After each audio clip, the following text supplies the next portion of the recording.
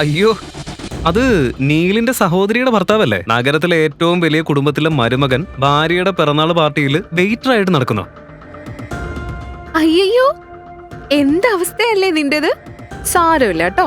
കണ്ടിട്ട് ഭാര്യയ്ക്ക് ഗിഫ്റ്റ് വാങ്ങാൻ ഓവർ ടൈം ചെയ്യാണെന്നാ തോന്നുന്നേ. എന്താണെന്ന് ഞാൻ കാണിച്ചു തരാം. വെയിറ്റർ. Yes sir. ഇവിടെ വാ.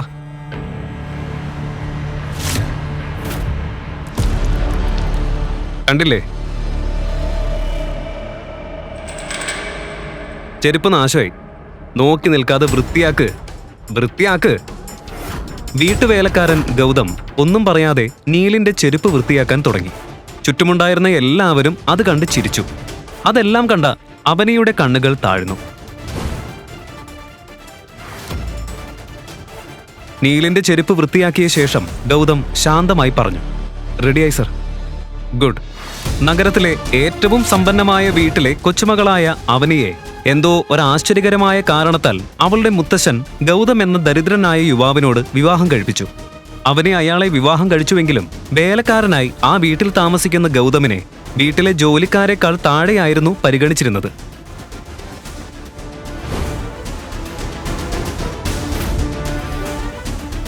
ഗൗതം,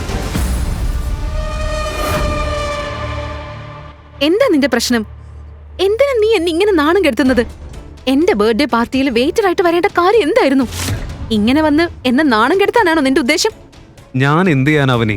എല്ലാം ക്ലീൻ ചെയ്യാൻ നിന്റെ അമ്മ തന്നെയാ പറഞ്ഞത്. അതെ, ആളുകൾക്ക് അവർക്ക് ചേരുന്നതാണല്ലോ ചെയ്യേണ്ടത്. നീ വീട്ടിലേക്ക് വന്നിട്ട് നോക്ക്. ഇവിടെ നീ ഒരു മരുമകനെ പോലെയല്ല, ഏറ്റവും മോശം ജോലിക്കാരനായിട്ടാ നീ നടക്കുന്നത്. നമ്മുടെ ജോലിക്കാർ പോലും നിന്നെക്കാൾ 10 മടങ്ങ് സമ്പാദിക്കും. എന്റെ മുത്തശ്ശൻ എന്താ നിന്നിൽ കണ്ടതെന്ന് എനിക്ക് അറിയില്ല. എന്നെ എന്തിനാ ഈ വിവാഹത്തിന് നിർബന്ധിച്ചത്?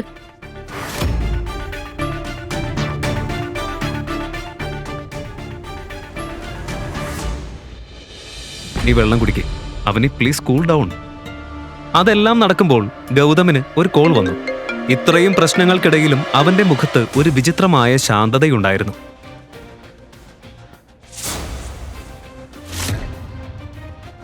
അവനിയെ നൈസായി കൈകാര്യം ചെയ്ത് ഗൗതം ആ പാർട്ടിയിൽ നിന്നും ശാന്തമായി ഇറങ്ങിപ്പോയി.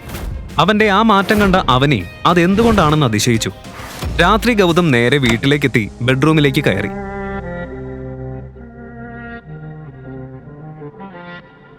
നാണമില്ലേ നിനക്ക് എന്റെ റൂമിലേക്ക് ഇങ്ങനെ കയറി വരാൻ? മോശം, പോയി വിടുന്നു. ഞാൻ നിന്റെ ഭർത്താവല്ലേ, നീ ഇങ്ങനെ നാണിക്കുന്നത് എന്തിനാ? ഡ്രിങ്ക്സ് സെർവ് ചെയ്ത് നീയും കുറച്ച് കുടിച്ചോ? കേട്ടോ, നിന്നെപ്പോലൊരാളെ ഭർത്താവായിട്ട് ഞാൻ കാണുന്നില്ല. ലോകത്തിന് മുന്നിൽ നീ എന്റെ ഭർത്താവാകും, പക്ഷെ ഈ മുറിയിൽ അങ്ങനെയല്ല. അതൊക്കെ പോട്ടെ.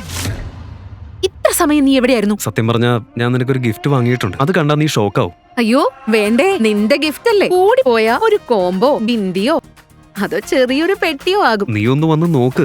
കുറച്ചു നേരമല്ലേ, ഞാൻ കൊണ്ടുവന്നത് അത്ര നല്ല ഗിഫ്റ്റാ. കണ്ടാ നിനക്ക് വിശ്വാസമാവില്ല. പ്ലീസ് ഒന്ന് വാ. ഗൗതം പറയുന്നത് കേട്ട് അവനെ ഒന്ന് ഞെട്ടി. അവനെ ഒന്ന് നോക്ക് നിന്റെ ഗിഫ്റ്റ്. ശരി, പോവാ. ഗൗതം അവളുടെ കൈ പിടിച്ച് അവളെ അവന്റെ ഗിഫ്റ്റിനടുത്തേക്ക് കൊണ്ടുപോയി. ആ ഗിഫ്റ്റ് കണ്ട അവനെ കല്ലുപോലെ നിന്നു. രാത്രിയിലെ വെളിച്ചത്തിൽ മിനുങ്ങി നിന്നത് ഒരു പുതിയ ലക്ഷറി കാറായിരുന്നു. അവൾക്ക് ഒരു നിമിഷത്തേക്ക് അവളുടെ കണ്ണുകളെ വിശ്വസിക്കാനായില്ല. അയ്യോ, ഇത് ഇമ്പോർട്ടഡ് അല്ലേ? ഇന്ത്യയിൽ കുറച്ച് സമ്പന്നർക്ക് മാത്രമേ ഇത് ഉള്ളൂ എന്ന് ഞാൻ കേട്ടിട്ടുണ്ട്. ഇതിന്റെ വില 50 കോടിയാണെന്ന് ഞാൻ ഇന്നലെ വാർത്തയിൽ കേട്ടിരുന്നു. ഗൗതം, നീ ആരെയെങ്കിലും ചതിച്ചോ? അതോ ഞങ്ങളുടെ കമ്പനിയിൽ എന്തെങ്കിലും ഫ്രോഡ് കളിച്ചോ? സത്യം പറ ഗൗതം. ശരിക്കും ഗൗതം കവർച്ച ചെയ്തതാണോ, അതോ മറ്റെന്തെങ്കിലും സത്യം ഇതിന് പിന്നിലുണ്ടോ? ആ ഫോൺ കോൾ വന്നത് ആരിൽ നിന്നാണ്? ഗൗതമിന്റെ യാഥാർത്ഥ്യം ഇപ്പോൾ അവനിയോട് പറയാൻ കഴിഞ്ഞില്ല. ആക്ച്വലി ഇതെന്റെ സുഹൃത്തിന്റെയാ. ഇന്നെന്തായാലും നിന്റെ ബർത്ത്ഡേ അല്ലേ, അതുകൊണ്ട് അവന്റെ കയ്യിൽ നിന്ന് ബോറോ ചെയ്തതാ. എന്നാ നമുക്കൊരു ഡ്രൈവ് പോയാലോ? ഡ്രൈവ്? നീ ഇത്രയും തരംതാണ് പോയല്ലോ ഗൗതം. മുൻപ് നീ 50 രൂപ വിലയുള്ള ഗിഫ്റ്റ് തന്നാലും അത് നീ കഷ്ടപ്പെട്ട പണം കൊണ്ടായിരുന്നു. ഇപ്പൊ നീ ആരാ നിനക്ക് ഇത്ര വിലയുള്ള കാറ് തന്നത്? ഇത് നീ കൊണ്ടുവന്ന സ്ഥലത്ത് തന്നെ തിരിച്ചു കൊണ്ടുപോ പ്ലീസ്.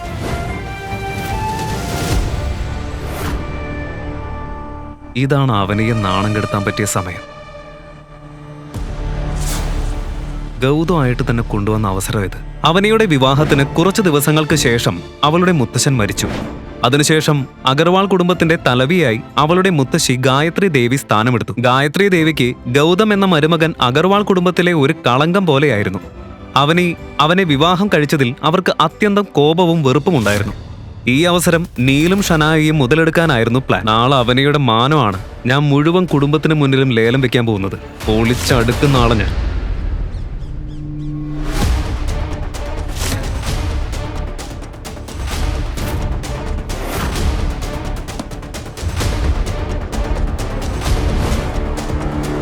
നമ്മുടെ വീട്ടില് പോലീസോ? ആരാണ് അവനി അഗർവാൾ? അവളെ ഉടനെ വിളിക്കേ. ഇൻസ്പെക്ടർ അവനിയുടെ പേര് പറഞ്ഞതും ഗായത്രി ദേവിയുടെ മുഖം ചുവന്നുപോയി. കോപം ഇരട്ടിയായി. അവനി! മുത്തശ്ശിയുടെ ശബ്ദം കേട്ട് അവനി ഓടി വന്നു. പോലീസിനെ കണ്ടപ്പോൾ അവളുടെ ഹൃദയം വേഗത്തിൽ മിടിക്കാൻ തുടങ്ങി. ഇൻസ്പെക്ടർ സർ, ഇത്രയും നേരത്തെ ഇവിടെ വന്നത് എന്തിനാ? എന്നെ എന്തിനാ അന്വേഷിക്കുന്നത്? ഒരു കവർച്ച ചെയ്ത ഇമ്പോർട്ടഡ് കാർ ഈ വീട്ടിലുണ്ടെന്ന് ഞങ്ങൾക്ക് വിവരം കിട്ടിയിട്ടുണ്ട്. അത് കേട്ടതും ഇൻസ്പെക്ടർ പറയുന്നത് ഗൗതം ഇന്നലെ കൊണ്ടുവന്ന കാറിനെ കുറിച്ചാണെന്ന് അവനിക്ക് മനസ്സിലായി. അതെ, ഒരു കാർ ഇവിടെ ഉണ്ട്.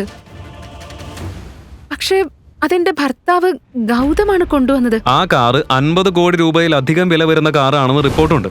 അപ്പോ നിങ്ങളുടെ ഭർത്താവിന്റെ മാസവരുമാനം എത്രയാ?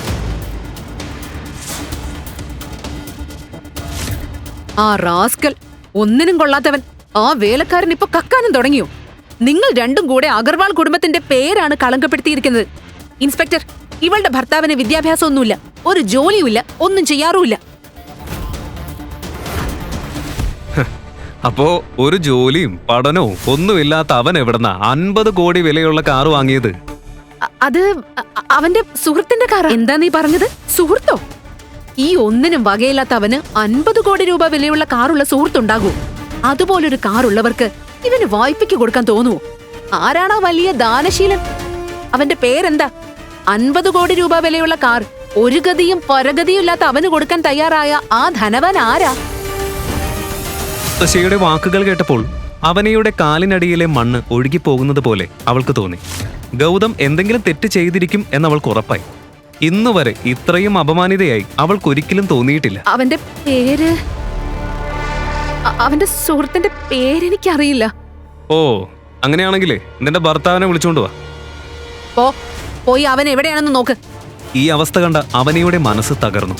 കൈകാൽ വിറച്ചു പോയ അവൾക്ക് ഒന്നും പറയാൻ പോലും കഴിഞ്ഞില്ല. മുത്തശ്ശി അവിടെ എങ്ങും കാണാനില്ല. ഇൻസ്പെക്ടർ സർ, എനിക്ക് തോന്നുന്നത് ഇതിവര് ഭാര്യയും ഭർത്താവും ചേർന്ന് ചെയ്തതാണെന്നാ. ഇവൾ അഗർവാൾ കുടുംബത്തിന്റെ പേരിന് തന്നെ കളങ്കോ. ഇൻസ്പെക്ടർ, ഇവളെ പിടിച്ചു കൊണ്ടുപോകൂ. അവളുടെ ഭിക്ഷാടകൻ ഭർത്താവ് വന്നാ ഞാൻ തന്നെ അവനെ പോലീസ് സ്റ്റേഷനിൽ എത്തിക്കാം. കോൺസ്റ്റബിൾ, ഇവളെ കൊണ്ടുപോ. ഇല്ല മുത്തശ്ശി, പ്ലീസ്. ഇൻസ്പെക്ടർ സർ, ഒന്ന് കേൾക്കൂ. എനിക്കൊന്നും അറിയില്ല. ഞാൻ കള്ളിയല്ല. പറയാനുള്ളതൊക്കെ ഇനി പോലീസ് സ്റ്റേഷനിൽ പറഞ്ഞാൽ മതി. കൊണ്ടുപോവളെ. പ്ലീസ് പ്ലീസ് മുത്തശ്ശി, ഒന്ന് കേൾക്ക്. അവനിയുടെ ഈ അവസ്ഥ കണ്ട് നീലിനും ഷനായയ്ക്കും ചിരി അടക്കാനായില്ല. അവരുടെ മുഖത്തിലെ ആ സന്തോഷം കണ്ടപ്പോഴാണ് ഇതെല്ലാം അവരുടെ പണിയാണെന്ന് അവനിക്ക് മനസ്സിലായത്. എങ്കിലും അതിലധികം അപ്പോൾ അവൾക്ക് ദേഷ്യം ഗൗതമനോടായിരുന്നു. മുത്തച്ഛന്റെ വ്യവസ്ഥയും വാഗ്ദാനവും എല്ലാം തീരട്ടെ. കഴിഞ്ഞിട്ട് വേണം ഗൗതമനോട് ഡിവോഴ്സ് വാങ്ങാൻ. അതിനിടയിൽ കോൺസ്റ്റബിൾ തന്റെ കമ്പ്യൂട്ടറിൽ നോക്കിയപ്പോൾ മുഖം വിളറിപ്പോയി. അയാൾ ഓടിയെത്തി ഇൻസ്പെക്ടറുടെ ചെവിയിൽ എന്തോ പറഞ്ഞു. അത് കേട്ട് ഇൻസ്പെക്ടറും കമ്പ്യൂട്ടറിൽ പോയി നോക്കി.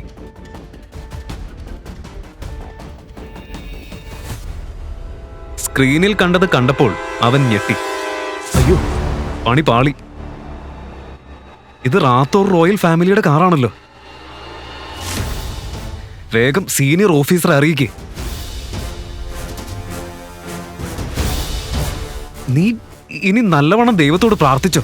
റാത്തോർ റോയൽ ഫാമിലിക്ക് രാജസ്ഥാൻ മുഴുവൻ അത്യധികം ബഹുമാനമുണ്ടായിരുന്നു. അവരുടെ പേര് കേട്ട മാത്രയിൽ അവനിയുടെ നെറ്റിയിൽ വിയർപ്പ് പൊട്ടി. റാത്തോർ റോയൽ ഫാമിലി, ഇത്രയും വർഷം ഒരു പരാതിയില്ലാത്തവര്. ഇനി അഗർവാൾ കുടുംബത്തിന്റെ നാളുകളാണെന്ന് തോന്നുന്നു. അതേസമയം ഗൗതം വീട്ടിലേക്ക് മടങ്ങിയപ്പോൾ അവനെ കാണാനില്ല. അതിൽ അവൻ അല്പം ആശങ്കപ്പെട്ടു. ഈ അവനെ എവിടെ പോയി? ഓഫീസിലേക്ക് പോകുന്നതായൊന്നും പറഞ്ഞില്ലല്ലോ. ഫോണും സ്വിച്ച് ഓഫ് ആണ്. എവിടേക്കായിരിക്കും പോയത്? ആ സമയത്താണ് നീൽ തന്റെ പുതിയ സ്റ്റൈലിലും ആ പഴയ തന്ത്രച്ചിരിയോടെയും അവിടേക്ക് എത്തിയത്. വേട്ടക്കാരൻ തന്റെ ഇരയെ കണ്ടതുപോലെ അവന്റെ കണ്ണുകൾ നേരെ ഗൗതമിലേക്കായിരുന്നു. ഏയ് ഗൗതം, എന്തുപറ്റി? അവനെയാണ് അന്വേഷിക്കുന്നത്. പക്ഷെ അവളെ പോലീസ് പിടിച്ചോണ്ട് പോയല്ലോ. പോലീസോ? എന്തിന്? നിന്നെ വിവാഹം ചെയ്തതാണ് കുറ്റം. പാവം അവനി. തമാശ വേണ്ട, സത്യം പറയ്, എന്താ കുറ്റം? നീ ഇന്നലെ കട്ടെടുത്ത് കൊണ്ടുവന്ന കാറിന്റെ കേസ്, ആ ലക്ഷറി കാറ് നീ ഇന്നലെ കൊണ്ടുവന്നത് കണ്ടപ്പോ തന്നെ എനിക്ക് സംശയം തോന്നി. ഞാൻ അപ്പൊ തന്നെ പോലീസിനെ അറിയിച്ചു. അവരിന്ന് പുലർച്ചെ വന്ന് അവനെ അറസ്റ്റ് ചെയ്തു. ചതിയന്മാരെ,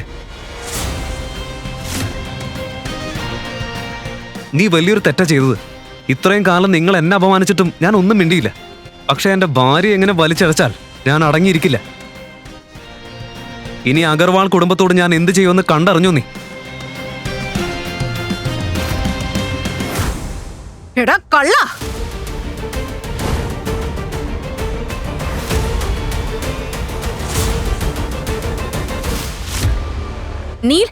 നീ ഇതും കേട്ട് നിൽക്കാണോ? അവനെ പിടിച്ച് പോലീസ് സ്റ്റേഷനിലേക്ക് കൊണ്ടുപോ. ഇവനാ നമ്മുടെ കുടുംബത്തിന്റെ പേരിനുണ്ടായ നാണക്കേട്.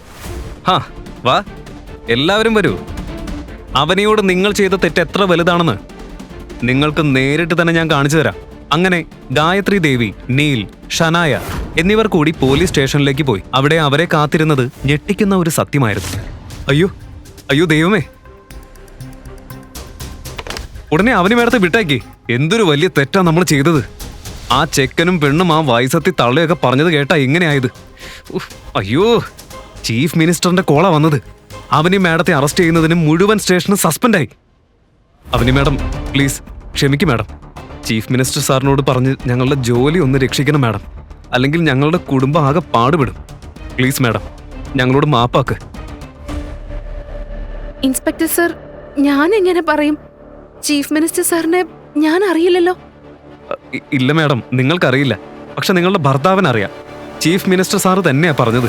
സാറ് വിളിച്ചത് ഗൗതം പറഞ്ഞിട്ടാണെന്ന്. മാഡം, ഞാൻ വലിയൊരു തെറ്റ് ചെയ്തു പോയി. ഞാൻ എന്തിനങ്ങനെ ചെയ്തതെന്ന് അറിയില്ല. പ്ലീസ് മാഡം, ഞങ്ങളോട് മാപ്പാക്കണം മാഡം. ഇതെല്ലാം നടക്കുമ്പോഴാണ് നീൽ ഗൗതമിനൊപ്പം പോലീസ് സ്റ്റേഷനിലേക്ക് എത്തിയത്. കൂടെ ഗായത്രി ദേവിയും ഉണ്ടായിരുന്നു.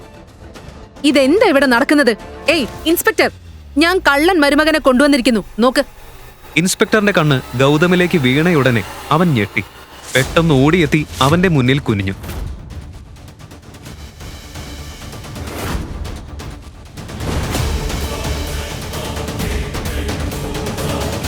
അയ്യോ സർ, സാറ് തന്നെയല്ലേ? ഏയ് ഇൻസ്പെക്ടർ, ഈ കള്ളനെയാണോ നീ സാറെന്ന് വിളിക്കുന്നത്? വായടച്ചിരിക്കുന്നല്ലേ. ചീഫ് മിനിസ്റ്റർ സാറിന്റെ സുരക്ഷാ ജോലിയിലായിരുന്നപ്പോൾ ഞാൻ ഇദ്ദേഹത്തെ കണ്ടിട്ടുണ്ട്. ഇൻസ്പെക്ടർ പറഞ്ഞതൊക്കെ കേട്ട് അവിടെ നിന്നിരുന്ന എല്ലാവരും പാറ പോലെ നിശ്ചലമായി. ഗൗതമിന്റെ യഥാർത്ഥ രഹസ്യം പുറത്തായപ്പോൾ പോലീസ് സ്റ്റേഷന്റെ മുഴുവൻ അന്തരീക്ഷം തന്നെ മാറി. തോക്കുകളുടെ ശബ്ദം കേട്ടിരുന്ന സ്ഥലം ഒരു നിമിഷം കൊണ്ട് തന്നെ എല്ലാവരും അവന്റെ മുന്നിൽ മുട്ടുകുത്തി. ദൈവമേ, ഇത്രയും വർഷം ഇദ്ദേഹം ഞങ്ങളുടെ വീട്ടിൽ ദാസനായി കഴിഞ്ഞത് എന്തിനാ? ഗൗതമിന്റെ സത്യം എന്താണ്? ഇനി എന്ത് സംഭവിക്കും? അഗർവാൾ കുടുംബം ഗൗതമിന്റെ യഥാർത്ഥ മുഖം തിരിച്ചറിഞ്ഞോ? അവനിയുടെ മുത്തശ്ശനും ഈ സത്യം അറിയാമായിരുന്നോ? ഈ വിവാഹം നടത്തിയത് എന്തിനാണ്? ഇതിന്റെ എല്ലാം ഉത്തരമറിയാൻ കേൾക്കൂ റോയൽ വാരീസ്, പോക്കറ്റ് FM-ൽ മാത്രം. തിരുവനന്തപുരത്തെ ഒരു പുരാവസ്തു ശേഖരണ സ്റ്റോർ. അവിടെ അകത്ത് വലിയൊരു തർക്കം നടക്കുകയാണ്. സ്റ്റോർ മാനേജർ ഒരു ചെറുപ്പക്കാരനെയും വൃദ്ധനെയും വഴക്ക് പറയുന്നു. വളരെ സാധാരണക്കാരനെ പോലെ വസ്ത്രം ധരിച്ച ആ ചെറുപ്പക്കാരനാണ് ആദിത്യൻ. മാനേജറെ എന്തൊക്കെയോ പറഞ്ഞ് തൽക്കാലത്തേക്ക് സമാധാനപ്പെടുത്തി ആദിത്യൻ അവിടെ നിന്ന് മാറി ആരെയോ ഫോൺ ചെയ്തു. അപ്പുറത്ത് കോൾ എടുത്തതും അവൻ സംസാരിച്ചു തുടങ്ങി. ഹലോ ആവണി, ഒരു പ്രശ്നമുണ്ട്. ഓ എന്റെ ആദിത്യ, നീ വിളിക്കുമ്പോൾ തന്നെ അത് എന്തെങ്കിലും ഒരു പ്രശ്നമാണെന്ന് എനിക്കറിയാം. വലുതാണോ ചെറുതാണോ എന്ന് പറഞ്ഞാൽ മതി. പറ, ഇത്തവണ എന്താണ് ഉണ്ടായത്? ആവണി പരിഹാസത്തോട് ചോദിച്ചു. ആവണി, അത് പിന്നെ ഞാൻ അച്ഛൻ്റെ കൂടെ ഇവിടെ ഒരു ആൻറ്റിക് ഷോപ്പിൽ വന്നതായിരുന്നു. പക്ഷേ ഇവിടെ വെച്ച് ബൈ മിസ്റ്റേക്ക് നല്ല വിലയുള്ളൊരു പ്രതിമ നിലത്ത് വീണ് പൊട്ടി. ആദിത്യൻ മടിയോടെ പറഞ്ഞു. എന്നാൽ ആവണി അതൊന്നും ശ്രദ്ധിക്കാത്തതുപോലെ ചോദിച്ചു. അതുകൊണ്ട്? ഇവരിപ്പോ ആ പ്രതിമയ്ക്ക് പണം ചോദിക്കുന്നുണ്ട്. 30 ലക്ഷം രൂപ. ആദിത്യന്റെ മറുപടി കേട്ട് ആവണി ഞെട്ടി. എന്ത് 30 ലക്ഷമോ? അതും ഒരു പ്രതിമയ്ക്ക്? നീ എന്തൊക്കെയാ ആദിത്യ പറയുന്നേ? അതെ ആവണി, എന്ത് ചെയ്യണമെന്ന് എനിക്കറിയില്ല. എത്രയും പെട്ടെന്ന് ആ പണം വേണമെന്നാണ് ഇവർ പറയുന്നത്. സംഭവത്തിന്റെ ഗൗരവം ആദിത്യന്റെ ശബ്ദത്തിൽ നിന്ന് വ്യക്തമായിരുന്നു. അത് കേട്ട് ആവണിക്ക് ദേഷ്യമടക്കാനായില്ല. നിനക്ക് ഭ്രാന്താണോ ആദിത്യ? നീ ഒരു ജോലിയും ചെയ്ത വീട്ടിൽ വെറുതെ ഇരിക്കുന്നത് തന്നെ എനിക്കൊരു പ്രശ്നമാണ്. ഇപ്പോൾ ഇതാ പുതിയൊരു കാര്യം കൊണ്ട് വന്നിരിക്കുന്നു. എന്റെ കയ്യിൽ എവിടെന്നാ ഇത്രയും പണം? വായിൽ വന്നതൊക്കെ വിളിച്ചു പറഞ്ഞതിന് ശേഷം ആവണി ദേഷ്യം നിയന്ത്രിച്ചുകൊണ്ട് കുറച്ചു സമയം മിണ്ടാതെ നിന്നു. ആദിത്യൻ എല്ലാം നിശബ്ദമായി കേട്ടുനിന്നു. എന്തായാലും ഞാനൊരു കാര്യം പറഞ്ഞേക്കാം. ഇത്തവണ എനിക്ക് നിന്നെ എന്തായാലും സഹായിക്കാൻ കഴിയില്ല. നീയല്ലേ ഇത് പൊട്ടിച്ചത്, അതുകൊണ്ട് നീ തന്നെ അത് കൈകാര്യം ചെയ്താൽ മതി. എന്റെ കയ്യിൽ അത്രയും പണമൊന്നുമില്ല. അവൾ പറഞ്ഞു. അയ്യോ, അങ്ങനെയല്ല ആവണി. എന്തോ പറയാനൊരുങ്ങിയ ആദിത്യനെ മുഴുവിക്കാൻ സമ്മതിക്കാതെ ആവണി ദേഷ്യത്തോടെ ഫോൺ കട്ട് ചെയ്തു. ആദിത്യൻ നിന്ന് വിയർക്കാൻ തുടങ്ങി. ആവണി ആദിത്യന്റെ ഭാര്യയാണ്. ഇന്ന് അവർ രണ്ടുപേരുടെയും വിവാഹം കഴിഞ്ഞിട്ട് 3 വർഷം തികയുന്ന ദിവസമാണ്. ജോലിക്കൊന്നും പോവാത്ത ആദിത്യൻ ആവണിയുടെ വീട്ടിലാണ് താമസിക്കുന്നത്. അവിടെ അവന് ഒരു വേലക്കാരന്റെ സ്ഥാനം മാത്രമേ ഉള്ളൂ. വീട്ടുജോലികൾ ചെയ്തും ആവണിയുടെയും അവളുടെ അമ്മയുടെയും കാര്യങ്ങളൊക്കെ നോക്കിയും അവൻ യാതൊരു പരാതിയും പറയാതെ ജീവിച്ചു പോന്നു. അടുക്കള ജോലി മുതൽ വീട് വൃത്തിയാക്കൽ വരെ എല്ലാ ഭാരവും അവന്റെ മാത്രം കടമയായി എല്ലാവരും കണ്ടു. ഭർത്താവിന്റെ ഈ അവസ്ഥ കാണുമ്പോൾ ആവണിക്ക് അസ്വസ്ഥതയാണ് തോന്നിയത്. വീടിന്റെ സാമ്പത്തിക ബാധ്യത മുഴുവൻ ആവണിയുടെ ചുമലിലായിരുന്നു. അതിനിടയിലാണ് ആദിത്യൻ ഓരോ പ്രശ്നവും പറഞ്ഞു വിളിക്കുന്നത്. അതേസമയം താൻ ഇനി എന്തു ചെയ്യുമെന്ന് ആലോചിച്ച് ആ സ്റ്റോറിൽ നിന്ന് ടെൻഷൻ അടിക്കുകയാണ് ആദിത്യൻ. അവൻ ആവണിയോട് പറയാൻ തുടങ്ങിയ കാര്യം അവൾ കേൾക്കാൻ പോലും ശ്രമിച്ചില്ല. സത്യത്തിൽ ആ പ്രതിമ പൊട്ടിയത് അവന്റെ കൈതട്ടിയായിരുന്നില്ല. ആദിത്യന്റെ കൂടെ ഉണ്ടായിരുന്ന ആവണിയുടെ അച്ഛന്റെ മിസ്റ്റേക്ക് ആയിരുന്നു അത്. അവൾ തന്നോട് അങ്ങനെയൊക്കെ സംസാരിച്ചല്ലോ എന്ന് ആലോചിച്ചപ്പോൾ ആദിത്യന് ടെൻഷനായി. ഒന്നുകൂടി ആവണിയെ വിളിച്ചു നോക്കാമെന്ന് അവൻ കരുതിയപ്പോൾ സ്റ്റോർ മാനേജർ കുറച്ച് ബോഡി ഗാർഡ്സുമായി അവന്റെ മുന്നിലെത്തി. എല്ലാവരുടെയും മുഖത്ത് നല്ല ദേഷ്യമുണ്ടായിരുന്നു. മാനേജർ പറഞ്ഞു. ഹലോ മിസ്റ്റർ, എന്താണ് നിങ്ങളുടെ ഉദ്ദേശം? 1 മണിക്കൂറായിട്ട് പണമൊന്നും എത്തിയിട്ടില്ലല്ലോ. നിങ്ങളെ സഹായിക്കാനും ആരും വന്നിട്ടില്ല. ഞങ്ങളൊക്കെ എത്ര നേരം ഇതും കാത്തിരിക്കണം? അതിനു പുറമെ ആ കിഴവൻ ഇവിടെ നിന്ന് ഓടിപ്പോവാനും ശ്രമിച്ചു. മാനേജർ പറഞ്ഞത് കേട്ട് ആദിത്യൻ അമ്പരപ്പോടെ നിന്നു. അങ്ങനെയൊന്നും ഉണ്ടാവില്ല. പണം തരാതെ ഞങ്ങൾ എവിടെയും പോവില്ല. ആദിത്യൻ അയാളെ സമാധാനിപ്പിക്കാൻ ശ്രമിച്ചു. ഇനി ഞങ്ങൾ നിങ്ങളുടെ വാക്ക് വിശ്വസിക്കണം അല്ലേ? ദേ, ഈ ബോഡി ഗാർഡ്സ് കണ്ടതുകൊണ്ടാണ്. അല്ലെങ്കിൽ അയാൾ ഇവിടെ നിന്ന് ഓടിപ്പോയേനെ. ഒരു കാര്യം പറഞ്ഞേക്കാം, ഇപ്പോൾ തന്നെ സമയം 2 മണിയായി. 5 മണിക്കുള്ളിൽ ആ പ്രതിമയ്ക്കുള്ള പണം ഞങ്ങൾക്ക് തന്നില്ലെങ്കിൽ ഞാൻ ആ കിഴവനെ പിടിച്ച് പോലീസിൽ ഏൽപ്പിക്കും. മനസ്സിലായോ? മാനേജർ ദേഷ്യത്തോടെ പറഞ്ഞു. അതും പറഞ്ഞ് മാനേജർ ആദിത്യനെ സൂക്ഷ്മമായി നോക്കി. മാനേജറുടെ ഭീഷണികൾ കേട്ട് ആദിത്യൻ മിണ്ടാതെ നിന്നു. അപ്പോഴേക്കും 60-61 വയസ്സ് പ്രായമുള്ള ഒരാൾ അവന്റെ തോളിൽ കൈവച്ചു. ആവണിയുടെ അച്ഛൻ ജയരാജ് ആയിരുന്നു അത്. ആദിത്യൻ അയാളോട് പറഞ്ഞു. അച്ഛാ, പണമില്ലാതെ ആളുകൾ നമ്മളെ പോവാൻ അനുവദിക്കില്ല. അപ്പോൾ ജയരാജ് പേടിയോടെ പറഞ്ഞു. പക്ഷെ മോനെ, ഞാൻ അറിയാതെ ഇവർ പോലീസിനെ വിളിക്കുക എന്നൊക്കെയാ പറയുന്നേ. നീ എന്തെങ്കിലും ഒന്ന് ചെയ്. എങ്ങനെയെങ്കിലും പണം അറേഞ്ച് ചെയ്യണം. അല്ലെങ്കിൽ എനിക്ക് പകരം നീ പോലീസ് സ്റ്റേഷനിൽ പോകുമോ? നിന്റെ മിസ്റ്റേക്ക് ആണെന്ന് പറ. കഴിഞ്ഞ 3 വർഷമായി നിന്നെ ഞങ്ങളുടെ വീട്ടിൽ താമസിപ്പിക്കുന്നില്ലേ? അതും എന്റെ മോളുടെ ചിലവിൽ. അതിന് പകരമായി നിനക്കിത് ചെയ്യാൻ പറ്റില്ലേ? അച്ഛാ, അച്ഛന് വേണ്ടി കുറ്റം ഏൽക്കാൻ എനിക്ക് സന്തോഷമേ ഉള്ളൂ. പക്ഷെ ഇവിടെ നടന്നതൊക്കെ എല്ലാവരും കണ്ടതല്ലേ? അച്ഛനും കേട്ടില്ലേ അവര് പറഞ്ഞതൊക്കെ? നമ്മൾ പറയുന്നൊന്നും ഇവരിനി സമ്മതിക്കുന്നു തോന്നുന്നില്ല. ആദിത്യൻ പറഞ്ഞു. എന്നാ പിന്നെ എങ്ങനെയെങ്കിലും നീ അവർക്കുള്ള പണം കൊടുക്ക. വിയർത്ത് കുളിച്ച് ശബ്ദമിടറി ജയരാജ് പറയുന്നത് കേട്ട് അയാളെ സഹായിക്കണമെന്ന് ആദിത്യന് ആഗ്രഹമുണ്ടായിരുന്നു. എന്നാൽ അവന്റെ മുന്നിൽ അതിനൊരു വഴിയുമില്ലായിരുന്നു. അച്ഛാ, എനിക്ക് എന്താണ് ചെയ്യാൻ പറ്റുക? 30 ലക്ഷം രൂപയാണ് അവർ ചോദിക്കുന്നത്. എന്റെ പോക്കറ്റിലാണെങ്കിൽ 30 രൂപ പോലും എടുക്കാനില്ല. ശരിയാ, ഒരു ഉപകാരവും ഇല്ലാത്ത നിന്നോടൊക്കെ പറഞ്ഞിട്ട് എന്തിനാ? നീ ഇപ്പൊ തന്നെ ഒന്നുകൂടെ ആവണിയെ വിളിക്ക്. അവളോട് ഞാൻ സംസാരിക്കാം. ജയരാജ് പറഞ്ഞു. വേറെ ഒരു വഴിയുമില്ലാതെ ആദിത്യൻ ആവണിയുടെ നമ്പർ പിന്നെയും ഡയൽ ചെയ്തു.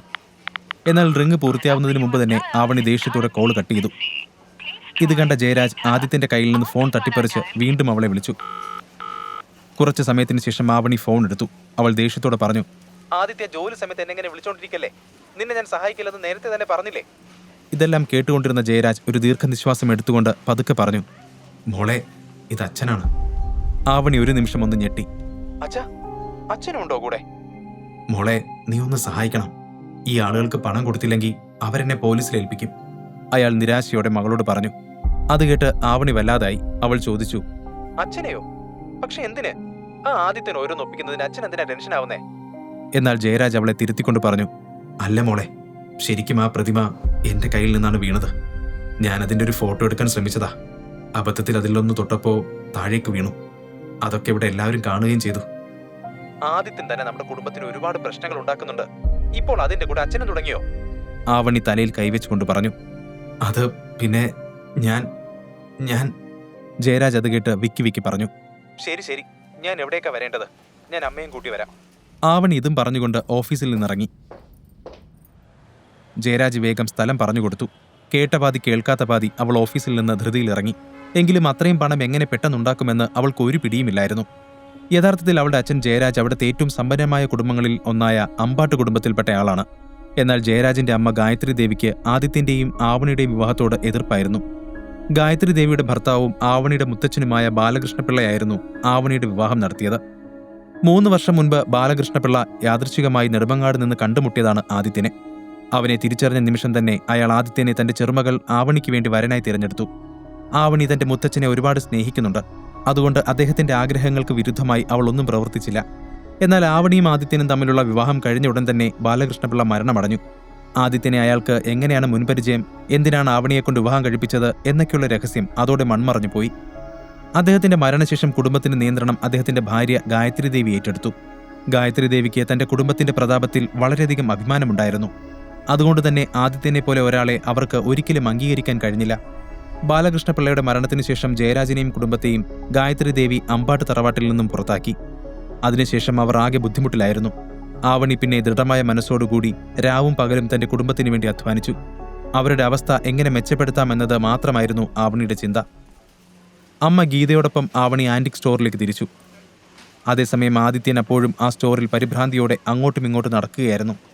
ജയരാജും ആവണിയുടെ വരവ് പ്രതീക്ഷിച്ച് അവിടെ തന്നെ ഇരുന്നു. അവിടെയുള്ള ബോഡി ഗാർഡ്സ് അവരെ വളഞ്ഞ് അവിടെ നിൽക്കുന്നുണ്ട്. കുറച്ചു സമയത്തിനകം ആവണിയും ഗീതയും അവിടേക്കെത്തി. ആവണി ടെൻഷനോടെ അച്ഛൻ്റെ അടുത്തേക്ക് ഓടിച്ചെന്ന് ചോദിച്ചു, അച്ഛാ, അച്ഛന് കുഴപ്പമൊന്നുമില്ലല്ലോ? എന്താ പറ്റിയത്? അല്ലെങ്കിൽ തന്നെ ഇത്രയും വില കൂടിയ ഒരു സ്റ്റോറിൽ നിങ്ങൾ എന്തിനാ വന്നത്? ജയരാജ് മറുപടിയൊന്നും പറയാതെ ആദിത്യനെ നോക്കി. അവൻ വിശദീകരിച്ചു, സത്യത്തിൽ ഞങ്ങൾ ഇതിനടുത്തൂടെ നടന്നു പോവുകയായിരുന്നു. ഇവിടെ എത്തിയപ്പോൾ അച്ഛൻ ഈ പ്രതിമ അടുത്തു നിന്ന് കാണാൻ ആഗ്രഹം തോന്നി. അപ്പോൾ ഞങ്ങൾ അകത്തേക്ക് വന്നു. പിന്നെ പതിവ് പോലൊരു പ്രശ്നം ഉണ്ടായി അല്ലേ? എന്താ ആദിത്യ, നിനക്കൊന്ന് ശ്രദ്ധിക്കാൻ പോലും കഴിയില്ലേ? ഗീത ഉടനെ ആദിത്യനെ പറഞ്ഞു മുഴുവനാക്കാൻ സമ്മതിക്കാതെ ചാടിക്കയറി പറഞ്ഞു. പക്ഷെ അമ്മേ, എനിക്കെന്ത് ചെയ്യാൻ കഴിയും? അച്ഛൻ എന്നോട് വാതിൽക്കൽ തന്നെ നിൽക്കാൻ പറഞ്ഞു. ഒറ്റയ്ക്ക് അകത്തേക്ക് പോയതാണ്. ആദിത്യൻ വിശദീകരിച്ചു. ഓഹോ, ഇയാള് പറഞ്ഞു, നീ അത് അനുസരിച്ചു അല്ലേ? എന്നു മുതലാണ് നീ ഇത്ര അനുസരണയുള്ളവനായത്? ഗീത ദേഷ്യത്തോടെ ചോദിച്ചു. അപ്പോഴേക്കും ആവണി അതിൽ ഇടപെട്ടു. അമ്മേ, അതല്ല, നമുക്ക് പിന്നീട് നോക്കാം.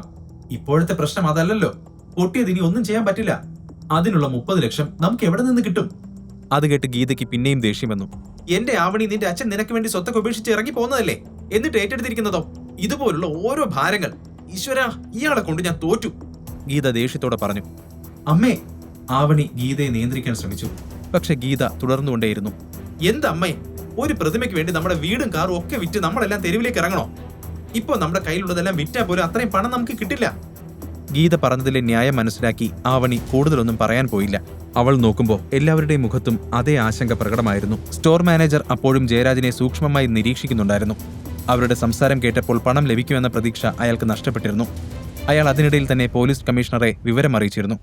അവർക്ക് കൊടുത്ത 3 മണിക്കൂർ സമയപരിധി അവസാനിക്കാനാണ് അയാൾ കാത്തിരിക്കുന്നത്. മാനേജറുടെ ഒരു മൂളൽ കേൾക്കാൻ അയാളുടെ ബോഡി ഗാർഡ്സും കാത്തിരുന്നു. അച്ഛാ, നമുക്ക് മുത്തശ്ശിയോട് സഹായം ചോദിച്ചുകൂടെ? കടമായിട്ട് മതിയെന്ന് പറയാം. പിന്നീട് എനിക്ക് കിട്ടുമ്പോൾ ഞാൻ തിരികെ കൊടുത്തോളാം. പെട്ടെന്ന് ആവണി ജയരാജിനോട് ചോദിച്ചു. ഗായത്രി ദേവിയോട് ചോദിക്കുന്ന കാര്യം പറഞ്ഞപ്പോൾ ഗീത അവളെ നിരുത്സാഹപ്പെടുത്തി. അതെന്തായാലും നടക്കില്ല.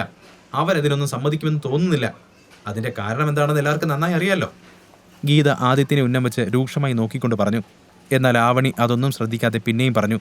ഒന്ന് ചോദിക്കുന്നതുകൊണ്ട് എന്താണ് പ്രശ്നം? ഞാൻ തന്നെ മുത്തശ്ശിയെ വിളിക്കാം. ആവണി ഫോൺ എടുത്ത് ഗായത്രി ദേവിയുടെ നമ്പറിലേക്ക് ഡയൽ ചെയ്തു. തന്റെ നമ്പർ കണ്ടാൽ മുത്തശ്ശി കോൾ എടുക്കുമോ എന്ന ആശങ്ക വാസ്തവത്തിൽ അവൾക്കുമുണ്ടായിരുന്നു. എന്നാൽ അവളെ അത്ഭുതപ്പെടുത്തിക്കൊണ്ട് ഗായത്രി ദേവി ഫോൺ എടുത്തു. ആവണി പരിഭ്രമത്തോടെ പറഞ്ഞു, മുത്തശ്ശി, ഇത് ഞാൻ. ഉടനെ അപ്പുറത്തു നിന്നും ഗായത്രി ദേവിയുടെ ഉറച്ച ശബ്ദം കേട്ടു. മനസ്സിലായി, എന്താ കാര്യം? ഗായത്രി ദേവി ലവലേശം സ്നേഹമില്ലാത്ത രീതിയിൽ ചോദിച്ചു. ആവണി ഒരു ദീർഘനിശ്വാസം എടുത്തുകൊണ്ട് അവരോടെല്ലാം വിശദീകരിച്ചു. ഗായത്രി ദേവി എല്ലാം ശ്രദ്ധാപൂർവം കേട്ടു. ആവണി പറഞ്ഞു തീർന്നപ്പോൾ ഒരു നീണ്ട നിശബ്ദത മാത്രമുണ്ടായി. കുറച്ചു കഴിഞ്ഞപ്പോൾ ഗായത്രി ദേവിയുടെ ശക്തമായ ശബ്ദം കേട്ടു. ശരി, പണം ഞാൻ തരാം. പക്ഷേ നീ എൻ്റെ ഒരു നിബന്ധന അംഗീകരിക്കണം.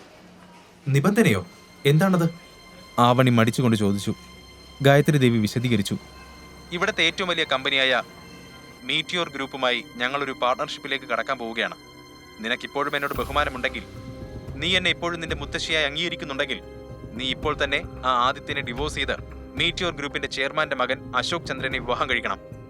മുത്തശ്ശിയുടെ ആവശ്യം കേട്ട് ആവണി ഞെട്ടി. അവൾ വേഗം തന്നെ പറഞ്ഞു, മുത്തശ്ശി എന്തായി പറയുന്നേ? ഇതല്ലെങ്കിലും ആദിത്യന്റെ തെറ്റല്ലല്ലോ. അവനല്ല. എന്നാൽ ഗായത്രി ദേവി ഉറച്ച ശബ്ദത്തിൽ പിന്നെയും ആവർത്തിച്ചു, അതല്ലല്ലോ ഞാൻ പറഞ്ഞത്. ആരുടെ തെറ്റെന്നത് എനിക്ക് പ്രസക്തമല്ല.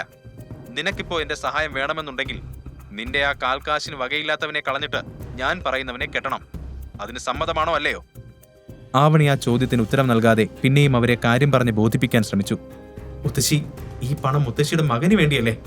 ഗായത്രി ദേവി അവളെ തടഞ്ഞുകൊണ്ട് പറഞ്ഞു, ബന്ധത്തിന്റെ കടമയൊന്നും നീ എന്നെ പഠിപ്പിക്കണ്ട. നിന്റെ അച്ഛൻ ഈ പണം വേണമെന്നുണ്ടെങ്കിൽ ഞാൻ പറഞ്ഞ കാര്യം നീ കേൾക്കണം. നന്നായി സമയമെടുത്ത് ആലോചിച്ച് പറഞ്ഞാൽ മതി. ആവണി വീണ്ടും സംസാരിച്ചു തുടങ്ങുമ്പോഴേക്കും ഗായത്രി ദേവി കോൾ കട്ട് ചെയ്തിരുന്നു. ഫോൺ സ്പീക്കറിലായിരുന്നതുകൊണ്ട് തന്നെ ഗായത്രി ദേവിയുടെ സംസാരം അവിടെ നിന്ന് എല്ലാവരും കേട്ടിരുന്നു. ആരും ഒന്നും മിണ്ടാതെ നിന്നപ്പോൾ ആദിത്യൻ ആവണിയുടെ അടുത്തേക്ക് ചെന്നു.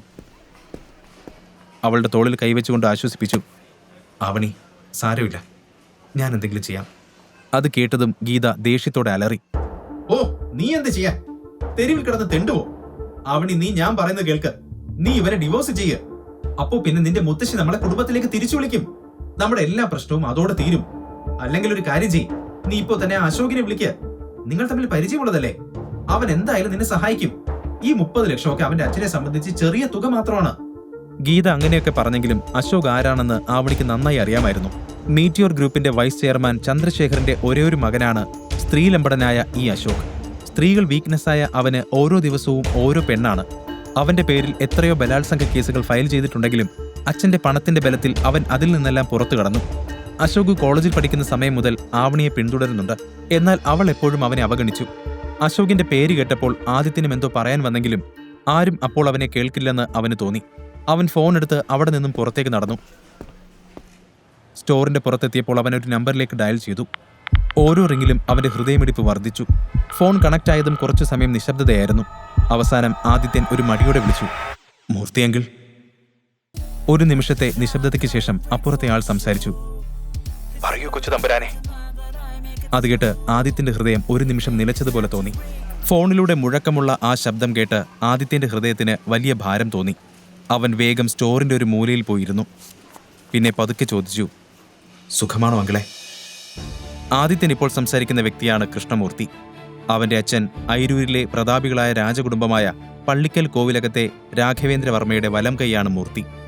രാഘവേന്ദ്രന്റെ ഏറ്റവും ഇളയ മകനാണ് രാജകുമാരനായ ആദിത്യവർമ്മ. അതിസമ്പന്നമായ പള്ളിക്കൽ തന്നെയാണ് ആദിത്യനും വളർന്നത്. അവൻ വലുതായി വിവാഹപ്രായമായപ്പോൾ അവന്റെ മുത്തച്ഛൻ അദ്ദേഹത്തിന്റെ അടുത്ത സുഹൃത്തിന്റെ മകൾ ദീപികയുമായി ആദിത്യന്റെ വിവാഹമുറപ്പിച്ചു. ദീപിക ആദിത്യന്റെ ബാല്യകാല സുഹൃത്തായിരുന്നെങ്കിലും അവൻ ഒരിക്കലും അവളെ പ്രണയത്തോടെ കണ്ടിട്ടില്ല. പക്ഷെ അവന്റെ വീട്ടുകാർ അവന്റെ താല്പര്യം നോക്കിയില്ല. അവർ ആദിത്യനും ദീപികയും തമ്മിലുള്ള വിവാഹമുറപ്പിച്ചു. അപ്പോഴാണ് എല്ലാം മാറ്റിമറിച്ച ഒരു സംഭവം കോവിലകത്ത് നടന്നത്. കല്യാണത്തിന്റെ അന്ന് അലങ്കരിച്ച ആ മണ്ഡപം വിട്ട് ആദിത്യൻ അവിടെ നിന്ന് ഇറങ്ങിപ്പോയി. ആ മണ്ഡപം ഇപ്പോഴും കോവിലകത്ത് അതുപോലെ തന്നെ അലങ്കരിച്ചു നിൽക്കുന്നുണ്ട്. എല്ലാം ആലോചിച്ചുകൊണ്ട് നിന്ന മൂർത്തി പെട്ടെന്ന് സ്വബോധത്തിലേക്ക് തിരികെ വന്നുകൊണ്ട് ആദിത്യനോട് പറഞ്ഞു, സുഖമാണ്. ആദിത്യൻ സംശയത്തോടെ പിന്നെയും നിന്നു. അങ്കിളിന് എന്നോട് ഇപ്പോഴും ദേഷ്യമുണ്ടോ? അപ്പോൾ മൂർത്തി അവനോട് പറഞ്ഞു, എന്തൊക്കെയാ ഈ പറയുന്ന കൊച്ചു തമ്പുരാനെ? തമ്പുരാൻ പോയതിനു ശേഷം കോവിലൊക്കെ ആകെ ശൂന്യമായതുപോലെയാണ്. വല്ലാതെ മിസ് ചെയ്യാണ്. അത് കേട്ട ആദിത്യന് ആകെ വിഷമം തോന്നി. സോറി അങ്കിളെ, ഞാനിപ്പോൾ വിളിച്ചത് ഒരു സഹായം ചോദിക്കാനാ. ഞാൻ വലിയൊരു പ്രശ്നത്തിൽപ്പെട്ടിരിക്കുകയാണ്. തമ്പുരാൻ ഇപ്പോൾ എവിടെയാണ് താമസിക്കുന്നതെന്നും എന്താണ് തമ്പുരാന്റെ പ്രശ്നമെന്നും എല്ലാം എനിക്കറിയാം. മൂർത്തിയുടെ മറുപടി കേട്ട ആദിത്യൻ അമ്പരപ്പോടെ നിന്നു. അവൻ മെല്ലെ ആ സ്റ്റോറിൽ നിന്നും പുറത്തേക്കിറങ്ങി. 4 വർഷം മുമ്പാണ് അവൻ കോവിലകം വിട്ടിറങ്ങിയത്. എന്നിട്ടും ഇപ്പോഴും അവർ തന്നെ പിന്തുടരുന്നുണ്ടെന്ന് കേട്ടപ്പോൾ അവന് ശരിക്കും അത്ഭുതം തോന്നി. എന്തായാലും ആലോചിച്ച് നിൽക്കാൻ സമയമില്ല. ആദിത്യൻ വേഗം പറഞ്ഞു, അപ്പോൾ പിന്നെ ഞാനെല്ലാം വിശദീകരിക്കേണ്ട ആവശ്യമില്ലല്ലോ. എനിക്കിപ്പോൾ ഒരു 30 ലക്ഷം രൂപ വേണം. അതുകൊണ്ട് എനിക്ക്... പെട്ടെന്ന് മൂർത്തി അവനെ തടഞ്ഞു. പണം നമുക്കൊരു പ്രശ്നമല്ലല്ലോ തമ്പുരാനെ. ആട്ടെ, ഇപ്പോൾ എന്താ അത്യാവശ്യം? പള്ളിക്കലെ കൊച്ചു തമ്പുരാന് വല്ലവന്റെയും വീട്ടുജോലി ചെയ്യേണ്ട ഗതികേടുണ്ടോ? എല്ലാം അവസാനിപ്പിച്ച് കോലോത്തേക്ക് തിരികെ വന്നൂടെ തമ്പുരാന്? ആദിത്യനൊന്നും മിണ്ടിയില്ല. മൂർത്തി തുടർന്നു, പള്ളിക്കൽ കോവിലകത്തിന്റെ സിംഹാസനം വലിച്ചെറിഞ്ഞിട്ടാണ് തമ്പുരാൻ അവിടെ നിന്ന് ഇറങ്ങിപ്പോകുന്നത്. ഇത്രയും വർഷമായിട്ടും തിരികെ വരാതെ എന്തിനാണ് ഇങ്ങനെ ഒരു നരകതുല്യ ജീവിതം? ആരോടെങ്കിലുമുള്ള പ്രതികാരമാണെങ്കിൽ ആരോട്? എന്തിന്? 4 വർഷമായി ആദിത്യന്റെ ഉള്ളിൽ കിടക്കുന്ന മുറിവുകളെ മൂർത്തിയുടെ വാക്കുകൾ കുത്തിനോവിച്ചു. അങ്കിളെ, ഇതൊരു പ്രതികാരമൊന്നുമല്ല. സത്യം പറഞ്ഞാൽ ഇതൊരു മുഖംമൂടിയാണ്. ഒന്നിനും വകയില്ലാത്ത വെറും ഒരു മരുമകന്റെ മുഖംമൂടി. നമ്മുടെ നാട്ടിൽ വിവാഹം കഴിഞ്ഞ് ഭർത്താവ് ഭാര്യയുടെ വീട്ടിൽ നിൽക്കുന്നത് ഏറ്റവും മോശം കാര്യമായാണ് കണക്കാക്കുന്നതെന്ന് എനിക്കറിയാണ്ടല്ല. ഇപ്പോൾ ഇങ്ങനെ ജീവിക്കുന്നതിന് എനിക്ക് എൻ്റെതായ കാരണങ്ങളുണ്ട്. ഇതൊക്കെ എന്തിനാണ്, ആർക്കു വേണ്ടിയാണ് എന്നതെല്ലാം സമയം വരുമ്പോൾ ഞാൻ പറയാം. ഇപ്പോൾ തൽക്കാലം ഈ വിഷയത്തെപ്പറ്റി സംസാരിക്കാൻ എനിക്ക് ആഗ്രഹമില്ല. ഇപ്പോൾ എൻ്റെ മുമ്പിൽ വളരെ വലിയൊരു പ്രശ്നമുണ്ട്. അതിൽ നിങ്ങൾക്കെന്നെ സഹായിക്കാൻ പറ്റുമോ എന്ന് പറയൂ. ആദിത്യൻ ആകാംക്ഷയോടെ നിന്നപ്പോൾ മൂർത്തി പറഞ്ഞു, പള്ളിക്കൽ കോലോത്ത് നിന്ന് തമ്പുരാന് 30 ലക്ഷം രൂപ തരും. പക്ഷെ ആ പണത്തിന് പകരമായി തമ്പുരാന്റെ മുത്തച്ഛന് ഒരു കണ്ടീഷനുണ്ട്. ആദിത്യൻ ഒന്ന് അമ്പരന്നു. എന്ത് കണ്ടീഷൻ? മൂർത്തി ശാന്തമായി പറഞ്ഞു, തമ്പുരാൻ മുൻപ് നിശ്ചയിച്ചുറപ്പിച്ചതുപോലെ ദീപികയെ വിവാഹം കഴിക്കണം. ആദിത്യൻ അത് കേട്ട് ഞെട്ടിപ്പോയി. 4 വർഷം കഴിഞ്ഞിട്ടും അതേ ആവശ്യം തന്നെ. അവൻ വേഗം തന്നെ അത് നിരസിച്ചു. അങ്കിളെ, എല്ലാം അറിയാമെന്നല്ലേ പറഞ്ഞത്? എന്റെ വിവാഹം ഒരിക്കൽ കഴിഞ്ഞതാണ്. പിന്നെ എങ്ങനെ എനിക്ക് ദീപികയെ വിവാഹം കഴിക്കാൻ സാധിക്കും?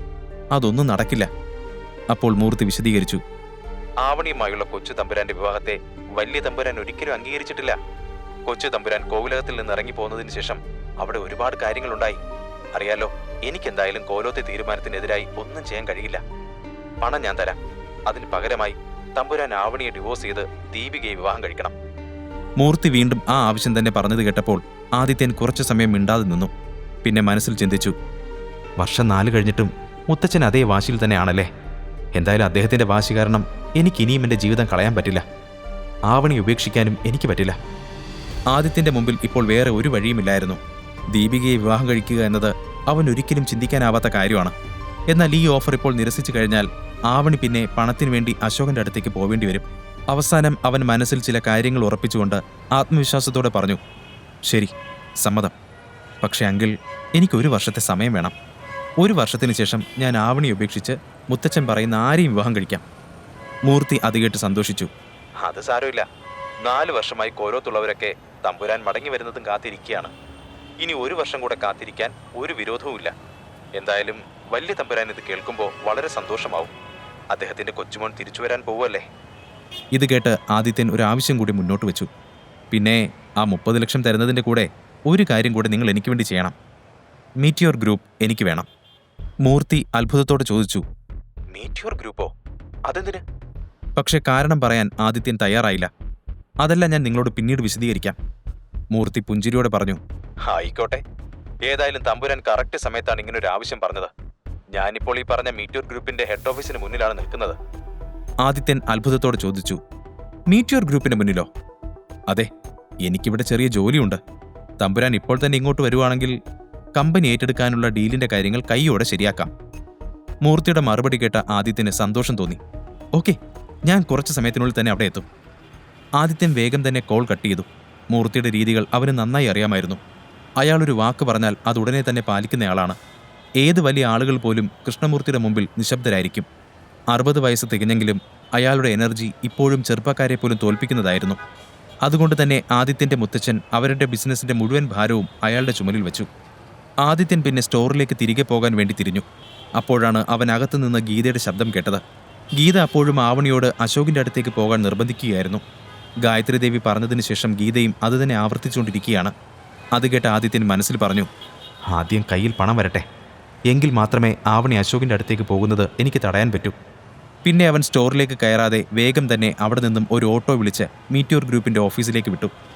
ആ വലിയ നീല കെട്ടിടത്തിന്റെ ഗേറ്റിന്റെ പുറത്തു നിന്ന ആദിത്യൻ ചുറ്റും നോക്കി. ഒരു അത്യാഡംബര കാർ തനിക്ക് നേരെ വരുന്നത് അവൻ കണ്ടു. കഴുത്തിൽ കനത്തിലൊരു സ്വർണമാലയും കയ്യിൽ രാജമുദ്രയുള്ള ഒരു വാക്കിംഗ് സ്റ്റിക്കുമൊക്കെയായി ഒരാൾ കാറിൽ നിന്നും ഇറങ്ങി അവന് നേരെ നടന്നു വന്നു. ആദിത്യനെ കണ്ടപ്പോൾ ആ മനുഷ്യൻ കണ്ണട ഊരി മാറ്റി. അയാളുടെ കൺകോണുകൾ നനഞ്ഞിരുന്നു. അയാളെ കണ്ടതും ആദിത്യൻ വികാരഭരിതനായി വിളിച്ചു, മൂർത്തിയെങ്കിൽ? അടുത്ത നിമിഷം തന്നെ ആദിത്യൻ മൂർത്തിയെ കെട്ടിപ്പിടിച്ചു. കഴിഞ്ഞ 4 വർഷമായി മറ്റുള്ളവരുടെ കണ്ണിൽ വളരെ സാധാരണക്കാരനാണെന്ന് കരുതിയിരുന്ന ആദിത്യൻ ആരാണെന്ന് മൂർത്തിക്ക് മാത്രമേ അറിയൂ. മീറ്റിയോർ ഗ്രൂപ്പിനെ പോലെയുള്ള 10 കമ്പനികൾ വരെ കണ്ണിമ വെട്ടുന്ന നേരം കൊണ്ട് വാങ്ങാൻ കഴിയുന്നത്രയും പണത്തിന്റെ ഉടമയായിരുന്നു അവൻ. ആദിത്യൻ വേഗം തന്നെ ചോദിച്ചു, അങ്കിൾ, കമ്പനി വാങ്ങുന്നതിനുള്ള ഫോർമാലിറ്റീസ് ഒക്കെ കഴിഞ്ഞോ? പിന്നല്ലാതെ, കൊച്ചു തമ്പുരാന്റെ കോൾ വന്ന ഉടനെ തന്നെ ഞാൻ എല്ലാ പ്രൊസീജിയേഴ്സും കംപ്ലീറ്റ് ആക്കിയിട്ടുണ്ട്. ഇനി തമ്പുരാനൊന്ന് സൈൻ ചെയ്താൽ മാത്രം മതി. അത് കേട്ട ആദിത്യൻ ഒന്ന് മൂളി. എല്ലാം താൻ വിചാരിച്ചതുപോലെ തന്നെ നടക്കുന്നുണ്ട്. ഓക്കെ, ഇനി എനിക്കൊരു ജോലി കൂടിയുണ്ട്. ഈ കമ്പനിയുടെ ചെയർമാൻ ചന്ദ്രശേഖരന് വൃത്തികെട്ട ഒരു മകനുണ്ട്, അശോക് ചന്ദ്രൻ. ശേഖരന്റെ സമ്മതമില്ലാതെ ഈ കമ്പനിയിൽ ഒരു ഇല പോലും അനങ്ങില്ലെന്ന് ഞാൻ കേട്ടിട്ടുണ്ട്. ആദിത്യൻ പറഞ്ഞതൊക്കെ മൂർത്തിയും ശരിവെച്ചു. ആദിത്യൻ തുടർന്നു. എന്നാലേ ഈ പറഞ്ഞ ചന്ദ്രശേഖരന് ഇനി കുറച്ച് റെസ്റ്റൊക്കെ ആവശ്യമല്ലേ? വെറുതെ എന്തിനാ അയാൾ ഇവിടെ ചുറ്റിത്തിരിയുന്നേ? പോയി റെസ്റ്റ് എടുക്കട്ടെന്നേ. കള്ളച്ചിരിയോടെ ആദിത്യൻ പറയുന്നത് മൂർത്തിയും ചിരിയോടെ കേട്ടു നിന്നു. റെസ്റ്റ് എന്ന് പറയുമ്പോൾ മിനിമം ഒരു സബ് ജയിലിലെങ്കിലും അല്ലാതെ എങ്ങനെയാ ശരിയാവുന്നേ? ആദിത്യൻ ആ പറഞ്ഞതിൽ അവന്റെ ഉദ്ദേശം വ്യക്തമായിരുന്നു. ഇപ്പോൾ ഈ കമ്പനിയുടെ എല്ലാ അധികാരവും തമ്പുരാന്റെ കൈകളിലാണ്. ഇഷ്ടമുള്ളത് ചെയ്യാം. വേണമെങ്കിൽ ചെയർമാൻ സ്ഥാനം ഏറ്റെടുക്കാം. വേണ്ടെങ്കിലേ ചെയർമാൻ സ്ഥാനം എനിക്ക് വേണ്ട. കമ്പനിയുടെ ഇപ്പോഴത്തെ വൈസ് ചെയർമാൻ ആരാണ്? ആദിത്യന്റെ ചോദ്യം കേട്ട മൂർത്തി ഒന്ന് ആലോചിച്ചുകൊണ്ട് പറഞ്ഞു, അത് വൺ മിസ്റ്റർ ഷാനവാസ്. ഓക്കെ, എന്നാൽ ഇപ്പോൾ തന്നെ ഷാനവാസിനെ വിളിച്ച് ഒരു സന്തോഷ വാർത്ത അറിയിക്കണം. അയാളാണ് ഇനി മീറ്റിയോർ ഗ്രൂപ്പിന്റെ പുതിയ ചെയർമാൻ.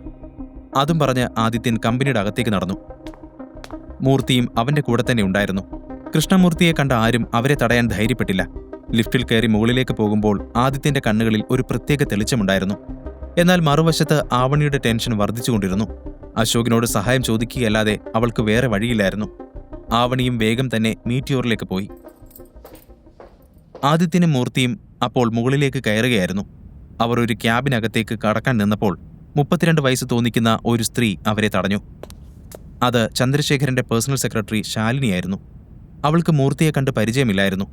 അവരെ അവിടെ കണ്ടപ്പോൾ ശാലിനിക്ക് ദേഷ്യം തോന്നി. ആരോട് ചോദിച്ചിട്ടാണ് നിങ്ങൾ രണ്ടുപേരും ഇവിടേക്ക് കയറിയത്? അവൾ അവർ രണ്ടുപേരെയും അടിമുടി നോക്കി.